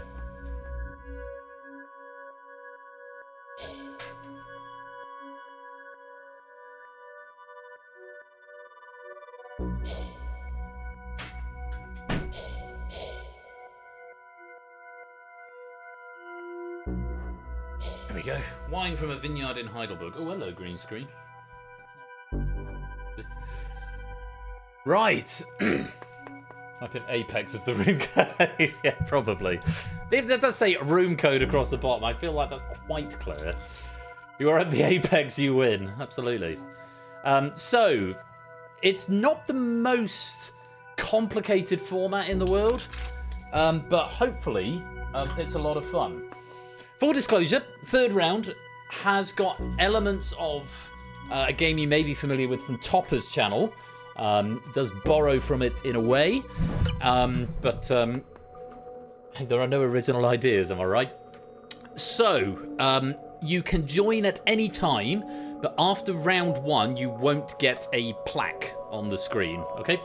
So, yes, the idea is Join before the end of round 1 if you want a chance of actually winning. I also don't know what the levels are like. I feel like this soundtrack might be quite loud. I might need to turn everything down. Does it sound quite loud compared to me? Because if it does, I can boost my mic and then you can all turn it slightly down. If it feels a bit loud, because I've just had to turn my headset down. You okay, the mate? Okay. As long as my voice is clear over the top of the bed, then okay, we're good. Good. Maybe I'm just too loud most of the time. We have got 16 players in, which seems enough for now. And I want to get cracking because it is Christmas Day. We've all got places to go and people to see. So let's lock the lobby. It's a bit loud, but okay for now. I thought it might be a bit loud. I will look to reduce it. Right. Let's lock it up. 16 players in. Room for a few more if you do want to come and join. Round 1. Is initiation. Answer more of the multiple choice questions correctly to rank higher in the chain. Secondary tiebreaker is time. Total time of correct answers. Simple as that. It's all multiple choice. Basically, get the questions right. You've got 12 seconds for each question. Very best of luck. Let's take a look at our first. 10 questions in each round. Here's the question. Question number 1. What food would you prescribe a daily dose of to keep away a doctor? Avocado, apple, anchovy, or apricot? 12 seconds.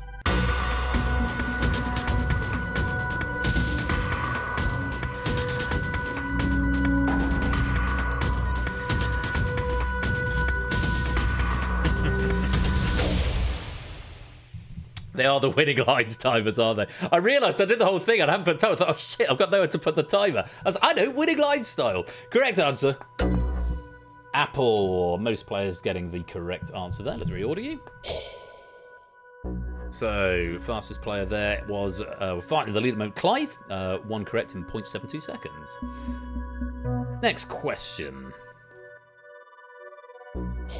Which of these is not a flavour that makes up a traditional Neapolitan ice cream? Chocolate, avocado, strawberry, or vanilla?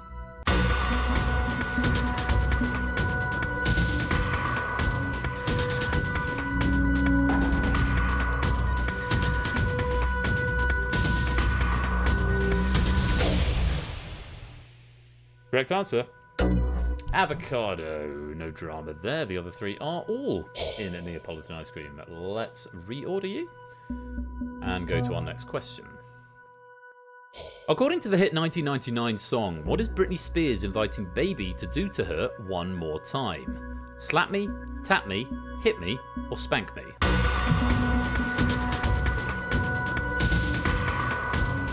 Put her in the corner.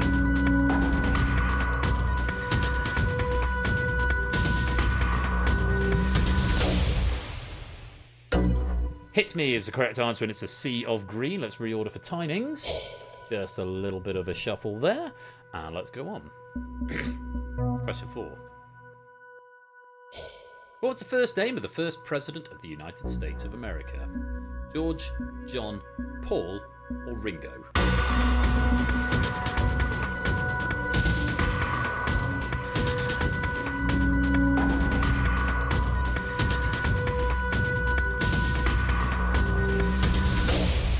Drama there. It's George Washington, indeed. 16 players correct. Just a quick shuffle between Cola and Woolly bet there and on timings as we go to our next question. A Cocker Spaniel is a breed of which type of domestic animal? Dog, horse, cat, or rabbit?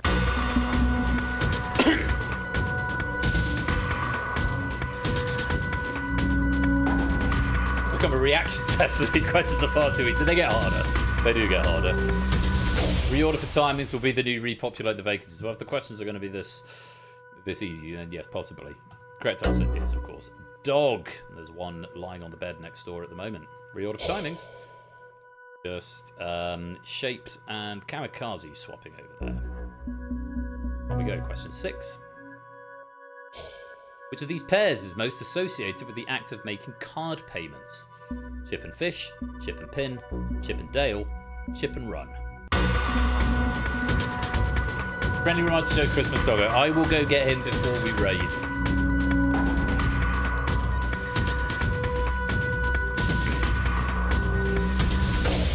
Not a sea of green this time. It's chip and pin.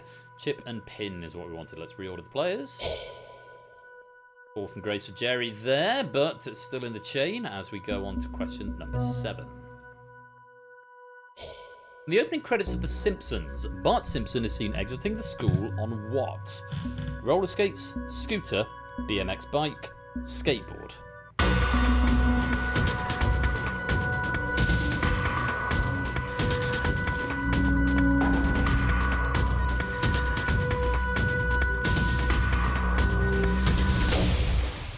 Correct answer is a skateboard. He's leaving the school on a skateboard. Just the one wrong answer there. And TVP, you're at the bottom of the chain, but still time to make up that gap as we move to question number 8.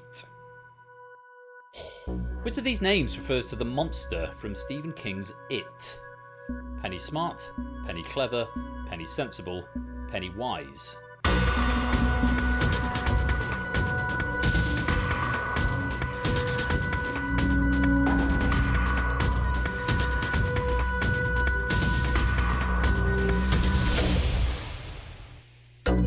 Wise was the correct answer. No dramas. 16 players getting it right. Let's reorder for timings and move on to the penultimate question of the round.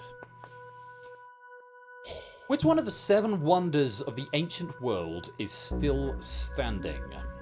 Statue of Zeus at Olympia, Colossus of Rhodes, Lighthouse of Alexandria, the Pyramids of Giza.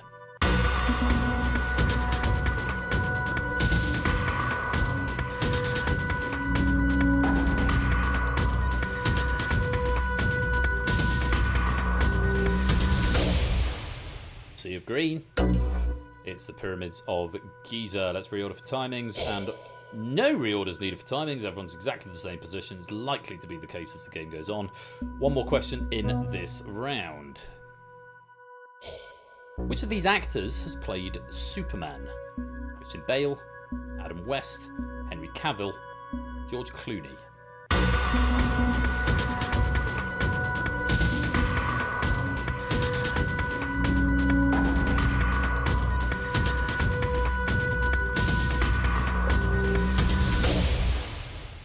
Answer. Henry Cavill. 3 incorrect answers there. Christian Bale, Adam West, and George Clooney have all played Batman. Let's reorder the players. And at the end of the first round, we have got quite a number of players. 81? Why are you starting at 81? Sorry, I need to make a note of that. 81 in new order logging. What? I don't know what that means. 1, 2, 3, 4, 5, 6, 7, 8, 9, 10 players have got a perfect score, getting all 10 correct, with Clive Legend being the fastest in just under 5 seconds. And that is the end of round 1. End of round notification on Cuba.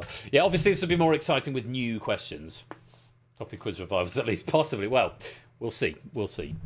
So, fairly simple, straightforward multiple choice quiz to open up. No eliminations until round 3. Now it's time for the 21st question. No, that's not where we're going. We are going to round number 2. And I'm glad there's an even number of players because this is how round 2 works. Round 2 is called Division. Players are split into 2 teams and they're broken up into odd and even position finishers. There'll be the purple team and the orange team. The team with the highest score takes advantage in the final round. So it's basically the same as round 1. You're answering for yourself, you're increasing your own score, but you're also playing as part of a team, which has been split by the first and of the odd numbers and the even numbers. The parliamentary theme quiz we've all been yearning for, absolutely. So, again, we're looking for the team who has the most correct answers. in the fastest time. That is what we are going to break the ties on. Question's going to continue to get harder, and at the end of the round, the team that has the most points will rise to the top of the chain, and the ones with the lower score will fall to the bottom, which means even if you finish top of the chain, you might not end up there when we start round 3. Likewise, if you finish at the bottom of the chain, you might get dragged closer to the middle, just to add a little bit of randomness to proceedings, which hopefully most people will find fun. That's the idea. Let's take a look at our next question, the first of round 2. Which fruit sits on top of the Wimbledon men's singles trophy? A banana, a strawberry, a pineapple, or a pear?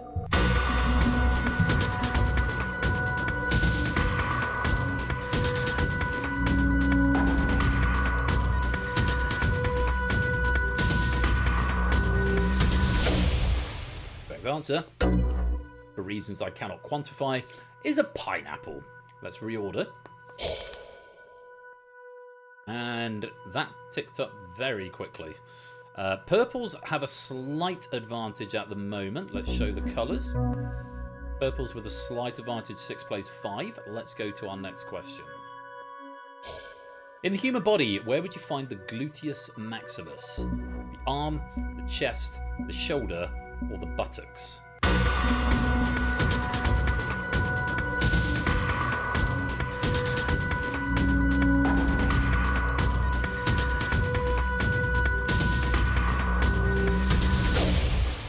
Correct answer. The arse. They're in the bum, the gluteus maximus. Let's add on the scores and reorder the players. They're ticking up much faster than they were before it was built, but I kind of like it. Purple still with a slight advantage, 14 plays 13. No change to the chain order. On we go to the next question.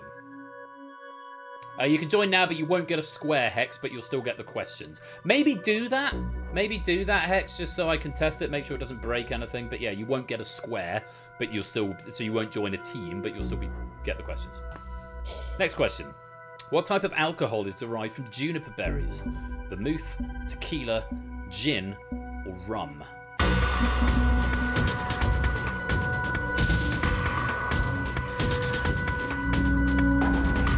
Welcome on in, Hex.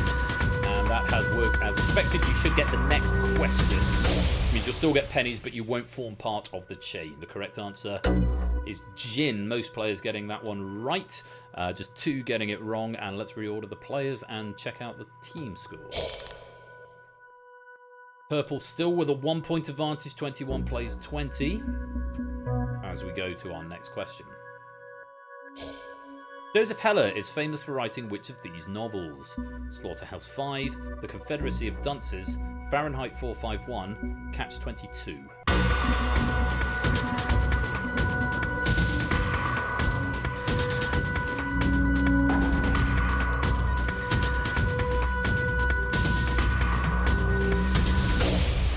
Correct answer.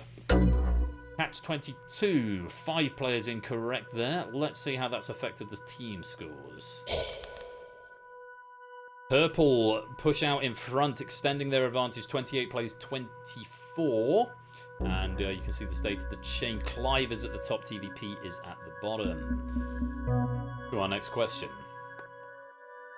In which decade did James Dean die? 70s, 60s, 40s, or 50s?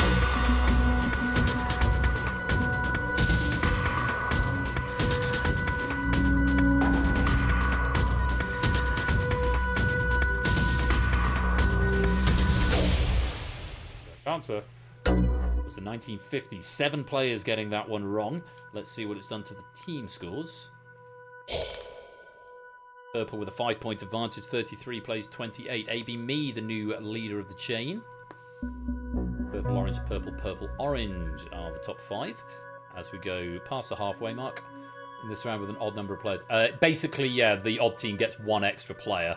The logic on this, Fets, was that the extra player is going to be the one who's bottom of the chain. So without wanting to be unkind, it will make the minimal amount of difference. But there was no way of doing it without insisting on having an even number of players, which is impossible to do unless I have to kick a player or wait for another player to join. So it was the least worst option, I felt. Next question. What is the chemical symbol for gold? A U, a S, a G, or a L?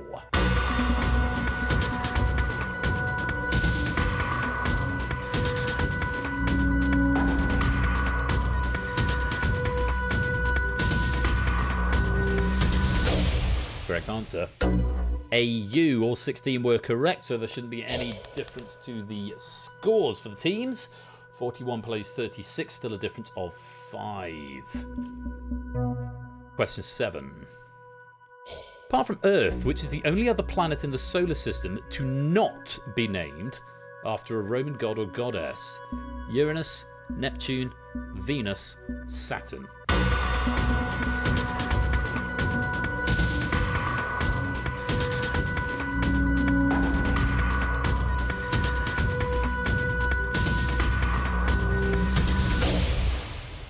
Answer. Uranus. 6 players getting that one wrong.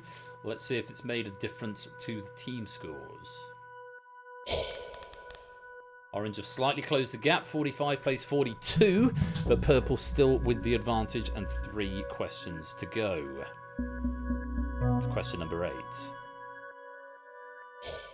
Knock on Wood, Golden Years and Fashion are all UK top 10 hits by which artists?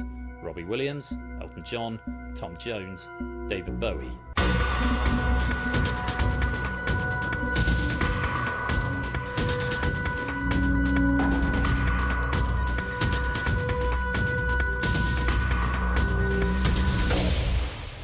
Correct answer.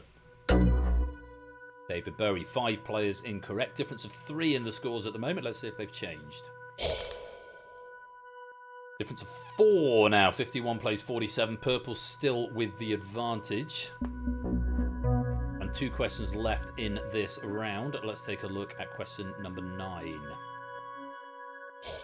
Which English monarch succeeded Henry I? Richard I, Henry II, Stephen, William II. Technically yes, Hex. It would mean that.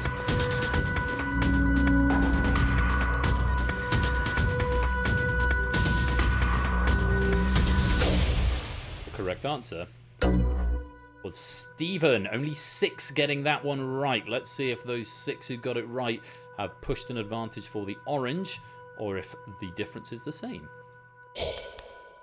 Difference is the same. 54 plays 50.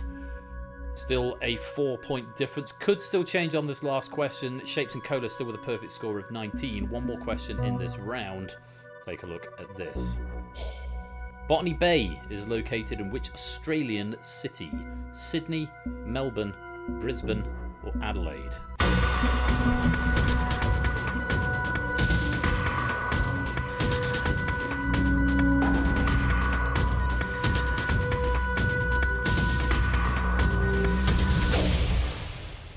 Correct answer. Sydney. 7 players getting that one wrong. Let's see what that does to the team scores. Purple managed to capitalise on that early lead, keeping the lead for the entire game. 59 plays 54, and that is the end of round 2. So this is really interesting because Shapes is in the lead of the full chain, but he's on the orange team, which means he's going to fall. The purples are going to rise. Current order will be maintained, so you can't go ahead of somebody on the same team as you who's further ahead in the chain. But the purple will rise, the orange will fall. Excuse me, we'll see how that plays out in the final, which we should go to now. The most explanation required. Round 3 is called Ascension. Players start ranked by total correct answers, with the winning round 2 team placed higher. After each question, the divisions are reordered. Right answers rise, wrong answers fall, and players are promoted or relegated between divisions. 2 players between each division.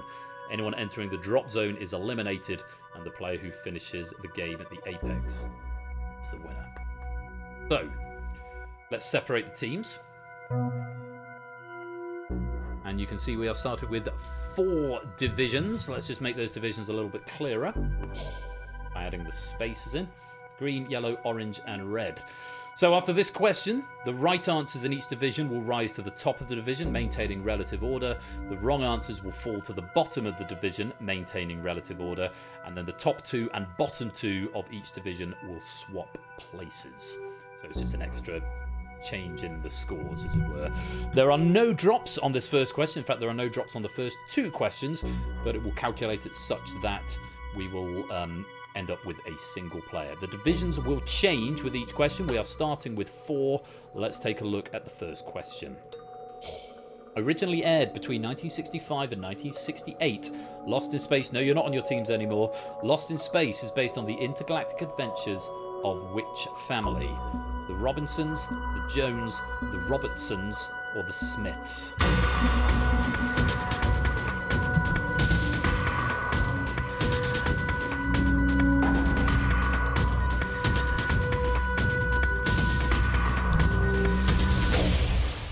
Answer. The Robinsons. Green if you were right, red if you were wrong. Little bit of reordering proves I think you need to fall down to the bottom of your division. Indeed you do. And top 2 and bottom 2 are going to swap places. No. Time no longer matters. It is all to do with, from this point on, it's all to do with relative position. So total correct answers and time no longer matters. I should probably put that in the instructions, not that they're not long enough. Time no longer matters in R3. Neither technically does score. Add to instruct. Let's do those promos and relegations. Stop in the top 2 and the bottom 2. And we move to our next question. Just 2 divisions this time. Let's add the spacer so we can see it nice and clearly. And let's take a look at the question. Which of these would be studied by a mycologist? Viruses, algae, fungus, or cells?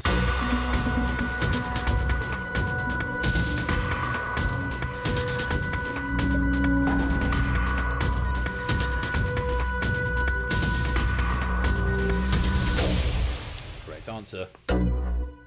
Fungus. Oh, kamikaze, top of the 2nd division. That's unfortunate. Because everyone else in the division got it right. You go to the bottom. Proogs and Apodo, you are going up. Woollyback and Shapes, you're going down. Even though you all got it right. That's how the game works. That's how the divisions fell. Right. From now on, we are losing players every question. We're starting with 3 divisions. Let's add the spacers. There are 2 drop zones. So everyone in the yellow and the green division, you won't be eliminated on this question. Players in the red division, you might need to panic. Let's take a look at the question. In the human body, where are red blood cells produced? Fascia, bone marrow, pancreas, heart.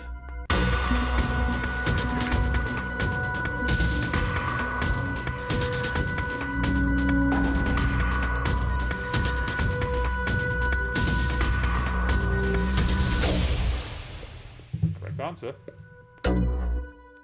Bone marrow. 3 players incorrect. Let's put you into the right place in your division.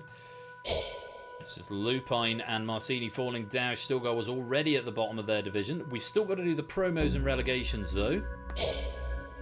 Or the current divisions. They will be reset, or they may be reset on the next question. And it does mean TVP and Lupine, you've been eliminated.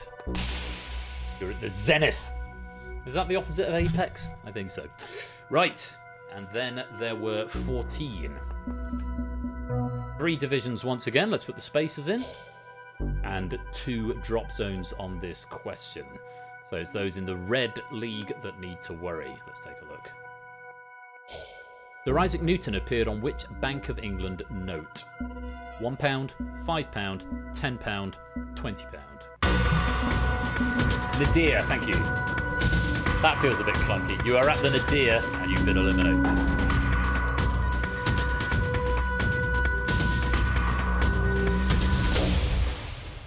Correct answer is £1. Let's reorder the divisions.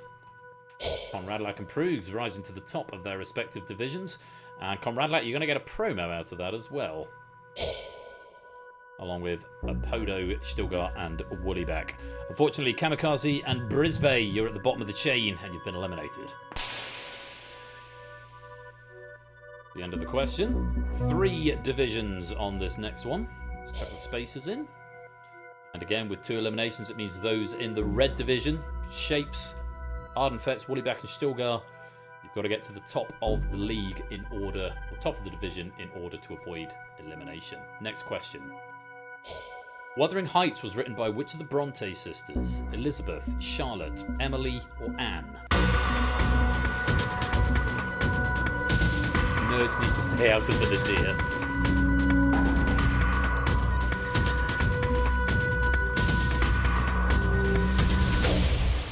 Correct answer was Emily. Emily Bronte. 6 getting it right, 6 getting it wrong. Those getting it right, you're going to rise. Those getting it wrong, you're going to fall. Let's do the promos and relegations. And it means Shapes and Fetch, you're at the bottom of the chain, and you've been eliminated. We go. 2 divisions this time round. Let's add the spacer in. We've got a 5 and a 5. It's 16 players, which is a good number for this game, to be honest. 16 or 32. So, just the 2 divisions. It does mean that green division, you are safe. Red division, you've got to be wary of a drop, because there are 2 drops at this question. Let's take a look at it. Pipkin, Kihar, and Hyzenthale are all characters from which novel? The Animals of Farthing Wood, Shardik, Tarka the Otter, Watership Down. Remember, you're off the clock. You can think about it. Time does no longer matters.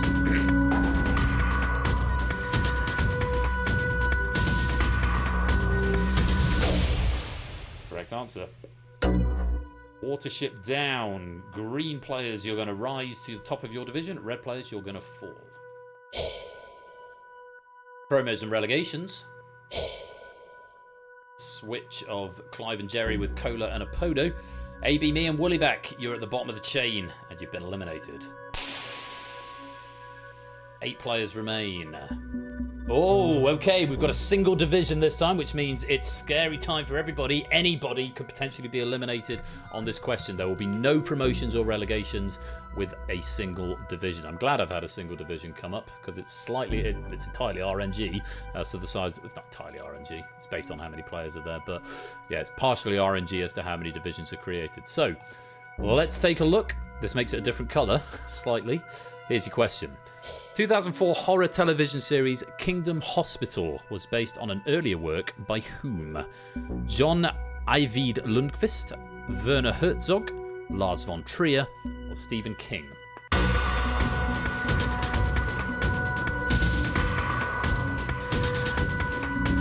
Remember, you haven't got the pressure of the clock this time. Well, you've got the pressure of the clock, but it's not a race. Correct answer was Lars von Trier. Conradalac, Clive and Jerry are going to rise. Everyone else, you're going to fall. And we've got 2 drops at the bottom. Stilgar and Cola, you're at the bottom of the chain and you've been eliminated. 6 players remain. And we're sticking with the single division this time round. So again, anyone is in danger with 2 drops. Here's the next question. In the zodiac, which one of these is classified as a water sign? Capricorn, Libra, Gemini, Scorpio.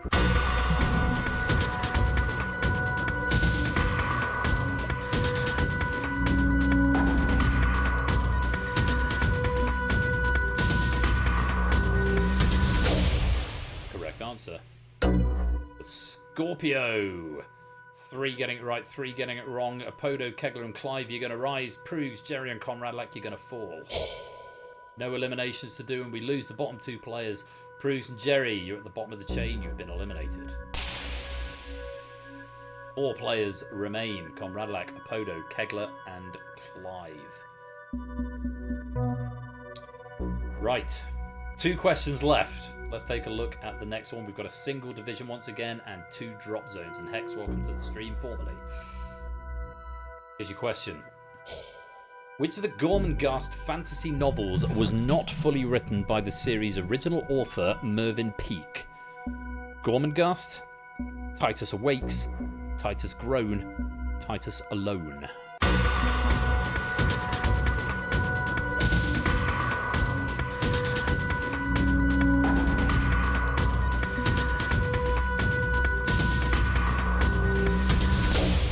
time. Correct answer. Titus awaits. Conradlac goes from the bottom of the chain right to the top as the only player to get it right. And it does mean, with no promos or relegations to do, Apodo and Kegler, you're at the bottom of the chain and you've been eliminated. It's Conrad versus Clive at the end. Advantages with Conrad at the apex of the chain. Let's take a look at the final question of the game. Which of these animals is technically not a spider? Zebra spider, wolf spider, camel spider, peacock spider.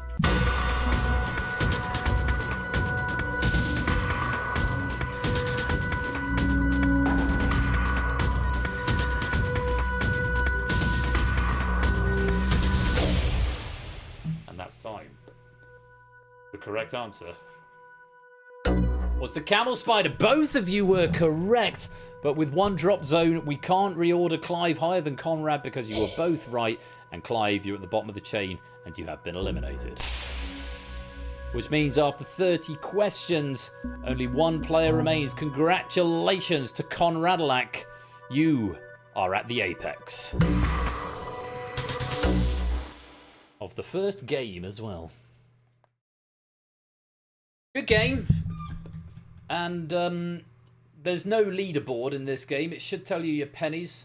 Oh, 2,000. That's nice. It's obviously 100 times correct answers if you got 20 right, please. Because it's a game that isn't...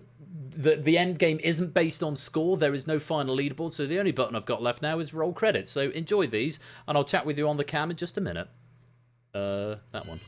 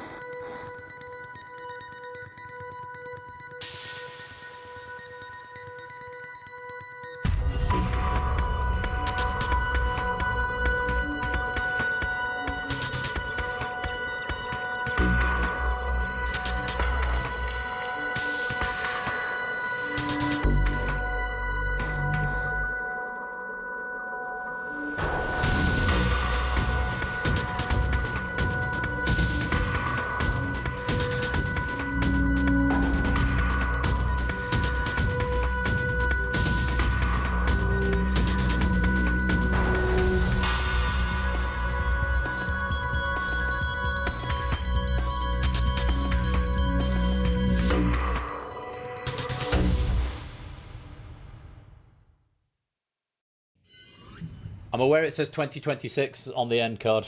I wasn't planning to air it till next year, but don't forget you can come join the Discord. If you've got any feedback on that game, then do pop into the Discord, chuck it in the suggestions section.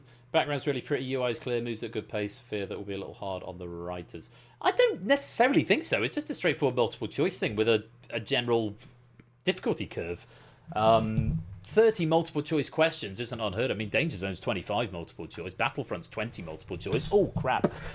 I tried to sit in a position that was not good, and I got a cramp. You can see my jumper from here. So I have to stand up to relieve the cramp, which has now been relieved. But yeah, as Lewis is... Am I out of red wine? Shit the bed. Don't shit the bed. It depends how you want to be, because you can do anything with difficulty. It doesn't have to be a straight difficulty curve. They could be random ones. Defcon's however many you want, but Defcon, the number of questions is determined by the players in the game, whereas that is a fixed 30 questions. No tiebreakers, no stray questions. It's a relatively simple format. I've pinched the elimination idea and sort of done my own thing with it in terms of the divisions and stuff. But that is on the show. It's first scheduled for the 14th of February, to be honest. But I dare say it will make an appearance before then. And now I can... yeah, it's got bits of background. I'm very well aware. It's because it's obviously green, and it's matching with the green screen. Which is... Oh, I can't reach the top, so I won't show you. Yeah, well, a spontaneous apex. I don't know. One thing I will say, running through that, almost everything worked this end. There were no crashes. Everything worked as I expected it to. It was much faster than I thought it was going to be. Much faster. Which is probably a good thing. So, yeah. I hope you like it. New format. That is going to be coming to Game Night in 2026. Yeah, say those questions were sort of leftovers from a test pack of DEF CON. Yeah, if you've got any thoughts, I see people typing in the Discord. Do a slightly clearer way of which end of each line ranks higher, but everything. Well, it sort of it gets lower as it goes down. That was the logic, because I did think long and hard about how to do that, Shapes, because originally there was going to be a connector square at the end of each line. It just took up too much space. So I thought just having a slightly raked curve, I could make that a bit more pronounced. Bit like updated. So I'm looking at suggestions, which I know is not what I'm supposed to do, but as it comes in, Apex feels like a bit like an updated Danger Zone. As courtesy of Cola, this feedback. Everything is fine, but the team thing in round 2 seems a little bit strange. For elimination spots to be better highlighted somehow. That is on the to-do list. It's literally on do for second pass, because I found it to be much more complicated than I thought it was going to be. But yes, that is on the list. Good pace, easy to play, made sense quite quickly. Do you need to come up with a proper solution for odd players? I probably do. Probably need a better solution for odd number of players. I don't know, maybe the odd player could alternate for different teams. That could be a way of doing it. So you can't have more players joining after round 1, so that's not an issue. But yeah, a couple of little things that I wanted to stress test it and play test it to A, get other feedback, and B, just see how it went. But from my end, it was really, really smooth. So bit more gradient. It's coming to game night 2020. Well, what a good question. I'm not at liberty to say at the moment, because I have done the schedule, but more of the same, plus Apex, DEF CON, all the relatively new stuff, and there will be new formats in abundance. So the fact I've penciled in a new format for February the 14th, it might be a completely different new format. Yeah, the team thing in round 2, maybe it seems a little strange, a little out of kilter with the rest of the game. I was wanted this idea of it rather than, because we've got so many games that are the strongest players have an advantage from the beginning and keep having that advantage and are then in the final. And there is a place for that in things like the Escape Artist, Danger Zone to an extent. Those strong players, they get that advantage and they stay there right till the end. I wanted something that just sort of mixed things up a little bit, and on a long enough timeline, you'll benefit from that as often as you'll be, disadvantaged by it. I need to look at the log and figure out who were the players who ended up in the final. But yeah, a proper solution for an odd number of players, clearer identity for which players are being eliminated. Don't like the speed element of the first 2 rounds, in that it just ends up being an exercise in clicking repeatedly quickly. Especially those questions are generally easier. I don't know if I'll just increase the difficulty of those questions because it seems awkward, but yeah, it's a really good point. I don't love using speed as a tiebreaker metric, but it occurred to me because I'm showing you the question and the answers as they come up in real time. So even if you've got latency, you can see them, so you're going to know pretty quickly which button to press as the answers are populated. I don't know if that's something I can do with the controller so that you don't see the question and then you have to think about it in the 12 seconds.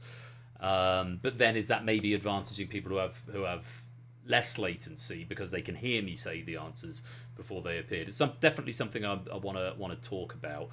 But there isn't really another really good tiebreaker metric unless I steer more into the rank thing, and then it's getting too much to elimination, toppers elimination, which is set the rank order first and then everything is relative to that order. Anyway, I'm going to read that feedback in more detail later on. I'm not going to dictate it all to you now. Answers before questions. That could work. And then question comes out and question goes live at the same time. Maybe, but is that penalising slower readers? Anyway, I will... I'm going to read that feedback properly. I'm not going to feedback it all to you now as it comes in live. We're going to raid HUDs. No lottery tonight. No Thunderball tonight because it is Christmas Day. Everyone's gotten enough pennies for season 21. I've already reset the bank, so Lupine at the top, 49.03, then Clive, then Cola. Yeah, more game night is going to be coming next. That's it. That is it. I'll look forward to reading that feedback. I will continue this conversation with you in the Discord, which, like I say, you can go and join there. We are going to go and raid my great friend HUD601. He's raid training all day, so there'll be other streams to go to. So if you are looking for something to do, great wholesome community over at HUD's. He did say to me, we would have been part of the raid train that he's doing all day had it not been for the fact that he's streaming at the same time, but he's going till 7, so we're going to leave it there. I've loved this. I've loved streaming earlier, having a drink, Christmas Day, and I hope it's been some nice respite for you. If Christmas Day is a bit much, or if indeed you've been looking for some company. Game Night is going to be back in 2026 for Season 21. That's kickstarting January the 10th. So I'm off for a couple of weeks. Non-zero chance I might do some development stuff or stream in in either mine or Ash's Discord server. But the likelihood is I probably won't be live until the 10th of January. In the interim, like I say, come join the Discord for all the latest news and gossip and chat. Go check out the website, persephoneschair.com. Which I don't have a button for, and I definitely should. But you go to the penny bank right there, and there it is, persephoneschair.com. Click that. Have a absolutely wonderful rest of your Christmas day. Go and get some more turkey. You must be getting pecked by now. Chuck it in some bread, turkey sandwich, bit of cranberry sauce with some pigs in blankets on the side. Can't be anything wrong with that. Have a wonderful, wonderful time, all of you. Merry Christmas once again. Thank you for coming to join me. I genuinely didn't know how many I'd have. I say at one point we got over 40, which was really nice. We're still at 30 at this point. So I really, really appreciate you coming out to do some quiz with me on this Christmas Day. Have a wonderful time the rest of the day. Yeah, enjoy the holidays, the holiday season. If you're off work for a bit, do have a great time. Come and have a chat with us in Discord, because I'll be there for a bit. Or peripherally, tangentially. Lovely to see you all. Thank you again to question writers, to Zeus and to Lewis for providing the other questions, to Lewis and to Stimpson for proofing. And I need to pick a raid message. I haven't done a raid message. Goodness me. Christmas present unwrapped. Slap me, tap me, hit me, spank me. Technologic. Spacey Ascension. Nerds need to stay out of the nadir. That's the apex of this Christmas Day. Buy your loved ones the gift of quiet nihilism. Okay, I've got a couple that I'm going to go for. Let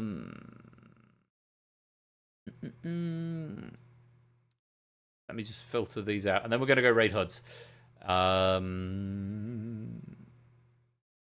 Okay, don't confuse a Yorkshire pudding and a Christmas pudding for Colin. This is not just quiz, this is an M&S quiz. Cabernet Sauvignon. Quiz with a sausagey aftertaste. A slightly steaky aftertaste, which gives me a choice of 2. Oh, this is tough. Aggressively wholesome for AB me. And that's going to be the raid message. Exquisite trivia souffle with a cerebral garnish. I said it was a front runner. We're going to go raid into HUD 601 and say exquisite trivia souffle with a cerebral garnish. Well done, Lewis. Getting the raid message there. Guys, you have been watching Game Night with me, Royal Flush. Until 2026, enjoy the rest of your Christmas Day. Merry Christmas once again. Thanks for coming to join me. A very happy new year to you all if I don't chat to you before. I'll be back with more Game Night. January the 10th, 2026 for Game Night Season 21. I hope you'll join me there. And until next time, you have been watching Game Night with me, Royal Flush. It'd be splendid and wonderful and marvellous and festive and safe. And as always, take care. Peace out. Merry Christmas and good night.